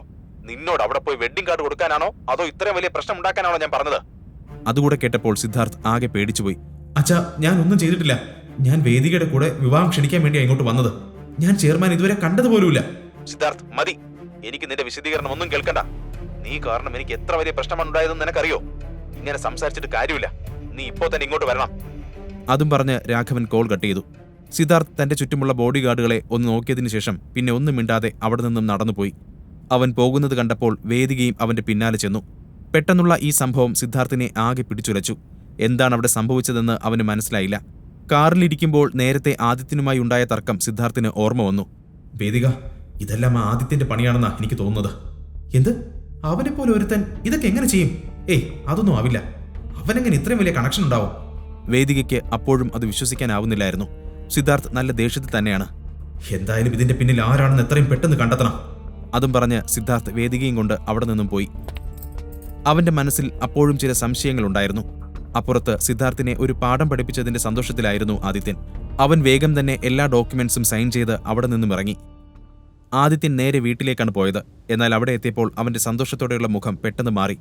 ആവണിയുടെ മുത്തശ്ശി ഗായത്രി ദേവി അവിടെ ഹാളിലെ സോഫയിൽ ഇരിക്കുന്നുണ്ടായിരുന്നു. അവർ കഴുത്തിൽ വലിയ സ്വർണ്ണ നെക്ലേസും കയ്യിൽ ഒരുപാട് സ്വർണ്ണ മോതിരങ്ങളും ധരിച്ചിട്ടുണ്ട്. തന്റെ മകന്റെ ഈ ചെറിയ വീട് അവർക്കൊട്ടും ഇഷ്ടമായിട്ടില്ലെന്ന് അവരുടെ മുഖത്തു നിന്ന് തന്നെ വ്യക്തമായിരുന്നു. ജയരാജിനെ അന്ന് വീട്ടിൽ നിന്ന് ഇറക്കിവിട്ടതിനു ശേഷം ഗായത്രി ദേവി പിന്നെ ഇന്നാണ് ഇങ്ങോട്ടേക്ക് വരുന്നത്. അവരെ പെട്ടെന്ന് വീടിന്റെ ഹാളിൽ കണ്ടപ്പോൾ ആദിത്യന്റെ മനസ്സിൽ ഒരുപാട് ചോദ്യങ്ങൾ ഉയർന്നു വന്നു. എങ്കിലും അവൻ മുന്നോട്ട് ചെന്ന് ഗായത്രിയുടെ കാലിൽ തൊട്ടു. എന്നാൽ ആദിത്യനെ കണ്ടതും ഗായത്രി മുഖം തിരിച്ചു നിന്നു. അവർക്ക് അവനെ പണ്ടേ ഇഷ്ടമല്ല. ആ ഹാളിൽ ഒന്നാകെ ഒരു വിചിത്രമായ നിശബ്ദതയുണ്ടായിരുന്നു. ജയരാജും ആവണിയും പരസ്പരം നോക്കി. അപ്പോഴേക്കും ഗീത ഒരു കപ്പ് ചായയും കൊണ്ട് അവരുടെ മുമ്പിലേക്ക് വന്നു. അമ്മേ, ഇതാ ചായ. എന്നാൽ ഗായത്രി ആ കപ്പ് വാങ്ങുന്നതിന് മുമ്പ് അത് മണത്തു നോക്കി. എന്നിട്ട് മുഖം ചുളിച്ചുകൊണ്ട് ഗീതയെ ദേഷ്യത്തോടെ നോക്കി പറഞ്ഞു, എന്ത് ചായയാണിത്? നീ എന്താ വിചാരിച്ചേ? ഞാൻ ഇപ്പോൾ ഈ ചെറ്റക്കുടിലെ ചായ സൽക്കാരം സ്വീകരിക്കുമെന്നോ? കൊണ്ടുപോയി പുറത്തേക്ക് ഒഴിച്ച് കളഞ്ഞേക്ക് ഈ കാടിവെള്ളം. എനിക്കൊന്നും വേണ്ട. അത് കേട്ടതും ഗീത തല താഴ്ത്തി നിന്നു. ഗീത എപ്പോഴും ആദിത്യനെ താഴ്ത്തിക്കെട്ടുന്നത് പോലെ ഗായത്രി എപ്പോഴും ഗീതയെ അപമാനിക്കാറുണ്ട്. അവർ തുടർന്നു, അധിക നേരം ഇവിടെ നിന്ന് കളയാൻ എന്റെ അടുത്ത് സമയമില്ല. അറിഞ്ഞു കാണുമല്ലോ, അമ്പാട്ട് ഒരു കല്യാണം നടക്കാൻ പോവുകയാണ്. വേദികയുടെ വിവാഹ ക്ഷണക്കത്ത് തരാൻ വേണ്ടി മാത്രമാണ് ഞാൻ ഇങ്ങോട്ടേക്ക് വന്നത്. അവൾ ചെന്ന് കയറാൻ പോകുന്ന കുടുംബം അമ്പാട്ട് തറവാട്ടിനേക്കാൾ പേര് കേട്ടതാണ്. നിങ്ങളെ വിവാഹത്തിന് വിളിക്കാൻ എനിക്ക് താല്പര്യമുണ്ടായിട്ടല്ല. പക്ഷെ നിങ്ങൾ മാത്രം വന്നില്ലെങ്കിൽ വരുന്ന ഗസ്റ്റുകൾ അത് പ്രത്യേകം ശ്രദ്ധിക്കും. പിന്നെ അവർക്ക് അതിനുള്ള വിശദീകരണം നൽകേണ്ടി വരും. എല്ലാവരോടും വിശദീകരിക്കാൻ വളരെ വലിയൊരു പേരാണല്ലോ നിങ്ങൾ ഞങ്ങൾക്ക് ഉണ്ടാക്കി തന്നിട്ടുള്ളത്. അതും പറഞ്ഞ് ഗായത്രി ആവണിയെയും ആദിത്യനെയും നോക്കി. അവരുടെ കണ്ണുകളിൽ പരിഹാസം മാത്രമായിരുന്നു. അവർ തുടർന്നു, അപ്പോൾ എല്ലാവരും കല്യാണത്തിന് വരണം. പക്ഷെ വെറും കൈയോടെ അങ്ങോട്ട് കയറി വന്നേക്കരുത്. അമ്പാട്ടെ കല്യാണത്തിനനുസരിച്ചുള്ള എക്സ്പെൻസീവ് ഒരു ഗിഫ്റ്റ് തന്നെ കൊണ്ടുവരണം. വലിയ വലിയ ആളുകളൊക്കെ വരുന്നതാ. അവരുടെ മുമ്പിൽ 500,000 കൊണ്ടൊന്നും വരരുത്. എന്റെ മകൻ സുദേവ് 35 ലക്ഷത്തിന്റെ കാറാണ് അവൾക്ക് ഗിഫ്റ്റായി കൊടുക്കുന്നത്. അത്രയും വില കൂടിയ കാറൊന്നും നിങ്ങൾക്ക് കൊടുക്കാൻ പറ്റില്ലല്ലോ. അതുകൊണ്ട് മിനിമം ഒരു ഡയമണ്ട് നെക്ലേസ് എങ്കിലും കൊണ്ട് അങ്ങോട്ട് വന്നാൽ മതി. ഒരു 4-5 ലക്ഷം രൂപയൊക്കെ വരൂ. 5 ലക്ഷം എന്ന് കേട്ടതും ആവണി ആകെ തളർന്നുപോയി. അവൾ അവളുടെ എല്ലാ സേവിങ്സും ആദിത്യന്റെ ആ ഫ്രണ്ടിന് കൊടുക്കാൻ വെച്ചതാണ്. അവൾ വേഗം തന്നെ പറഞ്ഞു, പക്ഷെ മുത്തശ്ശി, 5 ലക്ഷം എന്നൊക്കെ പറഞ്ഞാൽ കുറച്ച് കൂടുതലല്ലേ? അത്രയും എക്സ്പെൻസീവായ ഗിഫ്റ്റ് ഒന്നും ഞങ്ങൾക്ക് ഒരിക്കലും അഫോർഡ് ചെയ്യാൻ പറ്റില്ല. അതെ അമ്മേ, ഞങ്ങളുടെ കുടുംബത്തിന് ഇപ്പോൾ യാതൊരു സേവിങ്സും ഇല്ല. അപ്പോൾ പിന്നെ ഞങ്ങൾ എങ്ങനെ? ഗീതയും അത് ശരിവെച്ചുകൊണ്ട് പറഞ്ഞു. എന്നാൽ ഗായത്രി അവരുടെ എക്സ്ക്യൂസുകളൊന്നും ചെവിക്കൊള്ളാൻ തയ്യാറായില്ല. കിഡ്നി വിറ്റാണെങ്കിലും വീട് വിറ്റാണെങ്കിലും വേണ്ടില്ല. നിങ്ങളുടെ ഗിഫ്റ്റ് എന്തായാലും അമ്പാട്ടെ അന്തസ്സിന് ചേർന്നതാവണം. ഗായത്രിയുടെ ദേഷ്യത്തോടെയുള്ള വാക്കുകൾ കേട്ടപ്പോൾ അവിടെ നിന്ന് എല്ലാവരും പരസ്പരം നോക്കി. ഗായത്രി അപ്പോൾ തന്നെ ഒരു കൊടുങ്കാറ്റ് പോലെ വീടിന് പുറത്തേക്ക് പോയി. ഹാളിൽ ഒരു വിചിത്രമായ ടെൻഷൻ നിലനിന്നു. ഗീതയാണ് ആദ്യം സംസാരിച്ചു തുടങ്ങിയത്. അവർ പറഞ്ഞത് കേട്ടില്ലേ? 5 ലക്ഷം എന്നാൽ വെറും 5 രൂപ പോലെയാ അവർ പറഞ്ഞിട്ട് പോയത്. വേദികയുടെ കല്യാണ കാര്യത്തിലൊക്കെ അവർക്ക് എന്താണ് ആശങ്ക? എന്റെ മകളുടെ കല്യാണത്തിന് എന്തായിരുന്നു അവർക്ക്? ആവണിയുടെ കല്യാണത്തിന് വന്നവർ തന്ന എൻവലപ്പൊക്കെ ഞാൻ നോക്കിയതാ. അതിലൊന്നുപോലും 500 രൂപയിൽ കൂടുതൽ ഉണ്ടായിരുന്നില്ല. എല്ലാവരും വെറുതെ വന്ന് ഭക്ഷണം കഴിച്ച് തിരിച്ചുപോയി. ഇപ്പോൾ വേദികയുടെ വിവാഹം വന്നപ്പോ 35 ലക്ഷത്തിന്റെ കാർ, 5 ലക്ഷത്തിന്റെ നെക്ലേസ്, എന്തൊക്കെയാണ് ഇതൊക്കെ? എന്ത് തരം ഗെയിമാണെന്ന് ദൈവത്തിനറിയാം. അതെ, പക്ഷെ ഗീത, അമ്മ അത് പറഞ്ഞ സ്ഥിതിക്ക് നമ്മൾ എന്തായാലും അത് കൊടുത്തിരിക്കണം. അപ്പോൾ ജയരാജ് വിശദീകരിച്ചു. എന്നാൽ ഗീത ആകെ ദേഷ്യത്തിലായിരുന്നു. അവർ പറഞ്ഞു, നമ്മൾ എന്തെടുത്ത് കൊടുക്കുമെന്നാ നിങ്ങൾ ഈ പറയുന്നേ? ഒന്ന് ആലോചിച്ച് നോക്ക്. ഇവിടെ പണം കഴിക്കുന്ന മരമൊന്നുമില്ലല്ലോ. നമുക്കിപ്പോൾ 25 ലക്ഷം രൂപ കടമുണ്ട്. നമുക്ക് എവിടെ നിന്ന് ക്യാഷ് കിട്ടാനാ? അത് തന്നെ ഒപ്പിച്ചത് എങ്ങനെയാണെന്ന് എല്ലാവർക്കും അറിയുന്നതല്ലേ? പക്ഷെ ഗീത, അമ്മ നല്ല ദേഷ്യത്തിലാണ് പോയിരിക്കുന്നത്. നമുക്കൊരു കാര്യം ചെയ്യാം. നമുക്ക് ഈ വീടങ്ങ് വിൽക്കാം, എന്നിട്ട് നെക്ലേസും വാങ്ങാം. ബാക്കി ക്യാഷ് ആദിത്യന്റെ ഫ്രണ്ടിനും കൊടുക്കാം. അച്ഛന്റെ മറുപടി കേട്ട ആവണി ആകെ ഷോക്കായി. അച്ഛൻ എന്താണ് ഈ പറയുന്നേ? വേദികയുടെ വിവാഹത്തിന് വില കൂടിയ ഗിഫ്റ്റ് വാങ്ങാൻ വേണ്ടി നമ്മുടെ വീടൊന്നും വിൽക്കാൻ പറ്റില്ല. അത് മുത്തശ്ശിയുടെ അഭിമാനം സംരക്ഷിക്കാൻ. അതൊന്നും നടക്കുന്ന കാര്യമില്ല. ആ പറഞ്ഞതിനോട് ഗീതയും യോജിച്ചു. അതെ, ഈ വീട് വിറ്റിട്ട് പിന്നെ നമ്മൾ എവിടെ പോയി ഉറങ്ങും? തെരുവിലോ? ഗീത അപ്പോഴും ദേഷ്യത്തോടെ ആദിത്യനെ നോക്കി. അവനാണ് ഇതിനെല്ലാം കാരണക്കാരൻ എന്നാണ് ഗീത അപ്പോഴും വിശ്വസിച്ചത്. ആദിത്യൻ തന്റെ നോട്ടം ആവണിയുടെ നേരെ മാറ്റി. അവന് സംസാരിക്കാനുള്ള ധൈര്യമുണ്ടായിരുന്നില്ല. ഗീത കുറച്ചു സമയം ഒന്ന് ആലോചിച്ച് നിന്ന ശേഷം പിന്നെ പറഞ്ഞു, മോളെ, എന്റെ കയ്യിൽ കുറച്ച് പണമുണ്ട്. അത് വെച്ച് നമുക്ക് എന്തെങ്കിലും വില കുറഞ്ഞ നെക്ലേസ് കിട്ടുമോ എന്ന് നോക്കാം. ശരിയമ്മേ, ഇന്നത്തെ കാലത്ത് നല്ല ക്ലാസി ഡിസൈനുള്ള സിമ്പിൾ നെക്ലേസുകൾ ഒരുപാടുണ്ട്. അതെല്ലാം വേദികയ്ക്ക് ഡെയിലി യൂസിന് പറ്റും. ആദിത്യ, കാർ എടുക്ക, നമുക്കിപ്പോൾ തന്നെ പോവാം. കുറച്ചു സമയത്തിനകം അവരെല്ലാം അവിടുത്തെ ഒരു പഴയ മാർക്കറ്റിലേക്കെത്തി. അവിടുത്തെ ഒരു വലിയ ജ്വല്ലറി ഷോപ്പിന്റെ മുമ്പിൽ ആദിത്യൻ കാർ നിർത്തി. തിരുവനന്തപുരത്തെ ഏറ്റവും പ്രശസ്തമായ ജ്വല്ലറികളിൽ ഒന്നായ അവിടേക്ക് ഒരുപാട് പേർ അവരുടെ വെഡ്ഡിംഗ് ഷോപ്പിങ്ങിന് വേണ്ടി വരാറുണ്ട്. അത്രയും വലിയ ഷോപ്പ് പുറത്തുനിന്ന് കണ്ടപ്പോൾ തന്നെ ആവണിക്ക് തല കറങ്ങുന്നത് പോലെ തോന്നി. അവരുടെ കയ്യിലുള്ള ബജറ്റിനെ കുറിച്ചാണ് അവൾ അപ്പോൾ ഓർത്തത്. എന്തായാലും അകത്ത് കയറി നോക്കാമെന്ന് അവൾ തീരുമാനിച്ചു. അവരെല്ലാവരും അകത്തേക്ക് നടന്നു. ഷോപ്പിനകത്തെത്തിയതും കഴുത്തിലും കയ്യിലുമൊക്കെ ഒരുപാട് സ്വർണം ധരിച്ച ഒരു മനുഷ്യൻ അവരുടെ നേരെ ചിരിച്ചുകൊണ്ട് നടന്നു വന്നു. അയാളെ കണ്ടാൽ തന്നെ ആ ഷോപ്പിന്റെ ഓണറാണെന്ന് വ്യക്തമായിരുന്നു. അയാൾ ചിരിയോട് തന്നെ അവരെ സ്വാഗതം ചെയ്തു. Welcome, welcome. പറയൂ, നിങ്ങൾക്ക് എന്താണ് വേണ്ടത്? ആവണി അയാളോട് പറഞ്ഞു. Thank U. ഞങ്ങൾക്ക് നല്ല നെക്ലേസ് സെറ്റാണ് വേണ്ടത്. ഓക്കെ, അകത്തേക്ക് വരൂ. ഇവിടെ ഒരുപാട് ഡിസൈൻസ് ഉണ്ട്. അവർ അകത്തേക്ക് നടന്നപ്പോൾ അവിടുത്തെ സ്റ്റാഫ് അവർക്ക് ഒരുപാട് വില കൂടിയ നെക്ലേസുകൾ ഒന്നിനു പിറകെ ഒന്നായി കാണിച്ചു. ഓരോ നെക്ലേസും കാണുമ്പോൾ ആവണി വേഗം അതിന്റെ വിലയിലേക്കാണ് നോക്കിയത്. അതെല്ലാം അവളുടെ ബജറ്റിനും അപ്പുറത്തുള്ളതായിരുന്നു. ആവണിയുടെ മുഖഭാവം കണ്ടപ്പോൾ ആദിത്യനും കാര്യം മനസ്സിലായി. ഒരുപാട് നെക്ലേസുകൾ കാണിച്ചിട്ടും ആവണിക്ക് ഒന്നും ഇഷ്ടമായില്ല. അവസാനം ഷോപ്പ് ഓണർക്കും അവിടെ നിന്ന സ്റ്റാഫിനും ചെറുതായി അസ്വസ്ഥത തോന്നാൻ തുടങ്ങി. ആവണിയും ആദിത്യനും ഇടയ്ക്കിടെ പരസ്പരം നോക്കി കണ്ണുകൊണ്ട് എന്തൊക്കെയോ പറയുന്നത് കണ്ടപ്പോൾ അവർ ഫ്രോഡാണോ എന്നുവരെ അവിടെയുള്ളവർക്ക് സംശയം തോന്നി. ചില കള്ളന്മാർ വളരെ പണക്കാരെ പോലെ അവിടേക്ക് വന്ന് ഓരോന്നും നോക്കിയിട്ട് മെല്ലെ മോഷ്ടിച്ച് മുങ്ങാറുണ്ട്. അതുപോലെയാണ് ഇവരെ കണ്ടപ്പോൾ ഓണർക്ക് തോന്നിയത്. അയാൾ വേഗം തന്നെ പുറത്തു നിൽക്കുന്ന സെക്യൂരിറ്റിയെ ആംഗ്യം കാണിച്ചു വിളിച്ചു. അയാൾ വേഗം അകത്തേക്ക് വന്നു. ആവണിയെയും കൂട്ടരെയും നോക്കിക്കൊണ്ടു നിന്നു. അത് കണ്ടപ്പോൾ എല്ലാവർക്കും പരിഭ്രമമായി. ഷോപ്പ് ഓണറുടെ അടുത്ത നീക്കം എന്തായിരിക്കും? വേദികയ്ക്ക് വില കൂടിയ ഗിഫ്റ്റ് വാങ്ങാൻ അവർക്കാവുമോ? ഈ കഥ തുടർന്ന് കേൾക്കുന്നതിനായി ഇപ്പോൾ തന്നെ പോക്കറ്റ് FM ആപ്പ് ഇൻസ്റ്റാൾ ചെയ്യൂ. Link in description.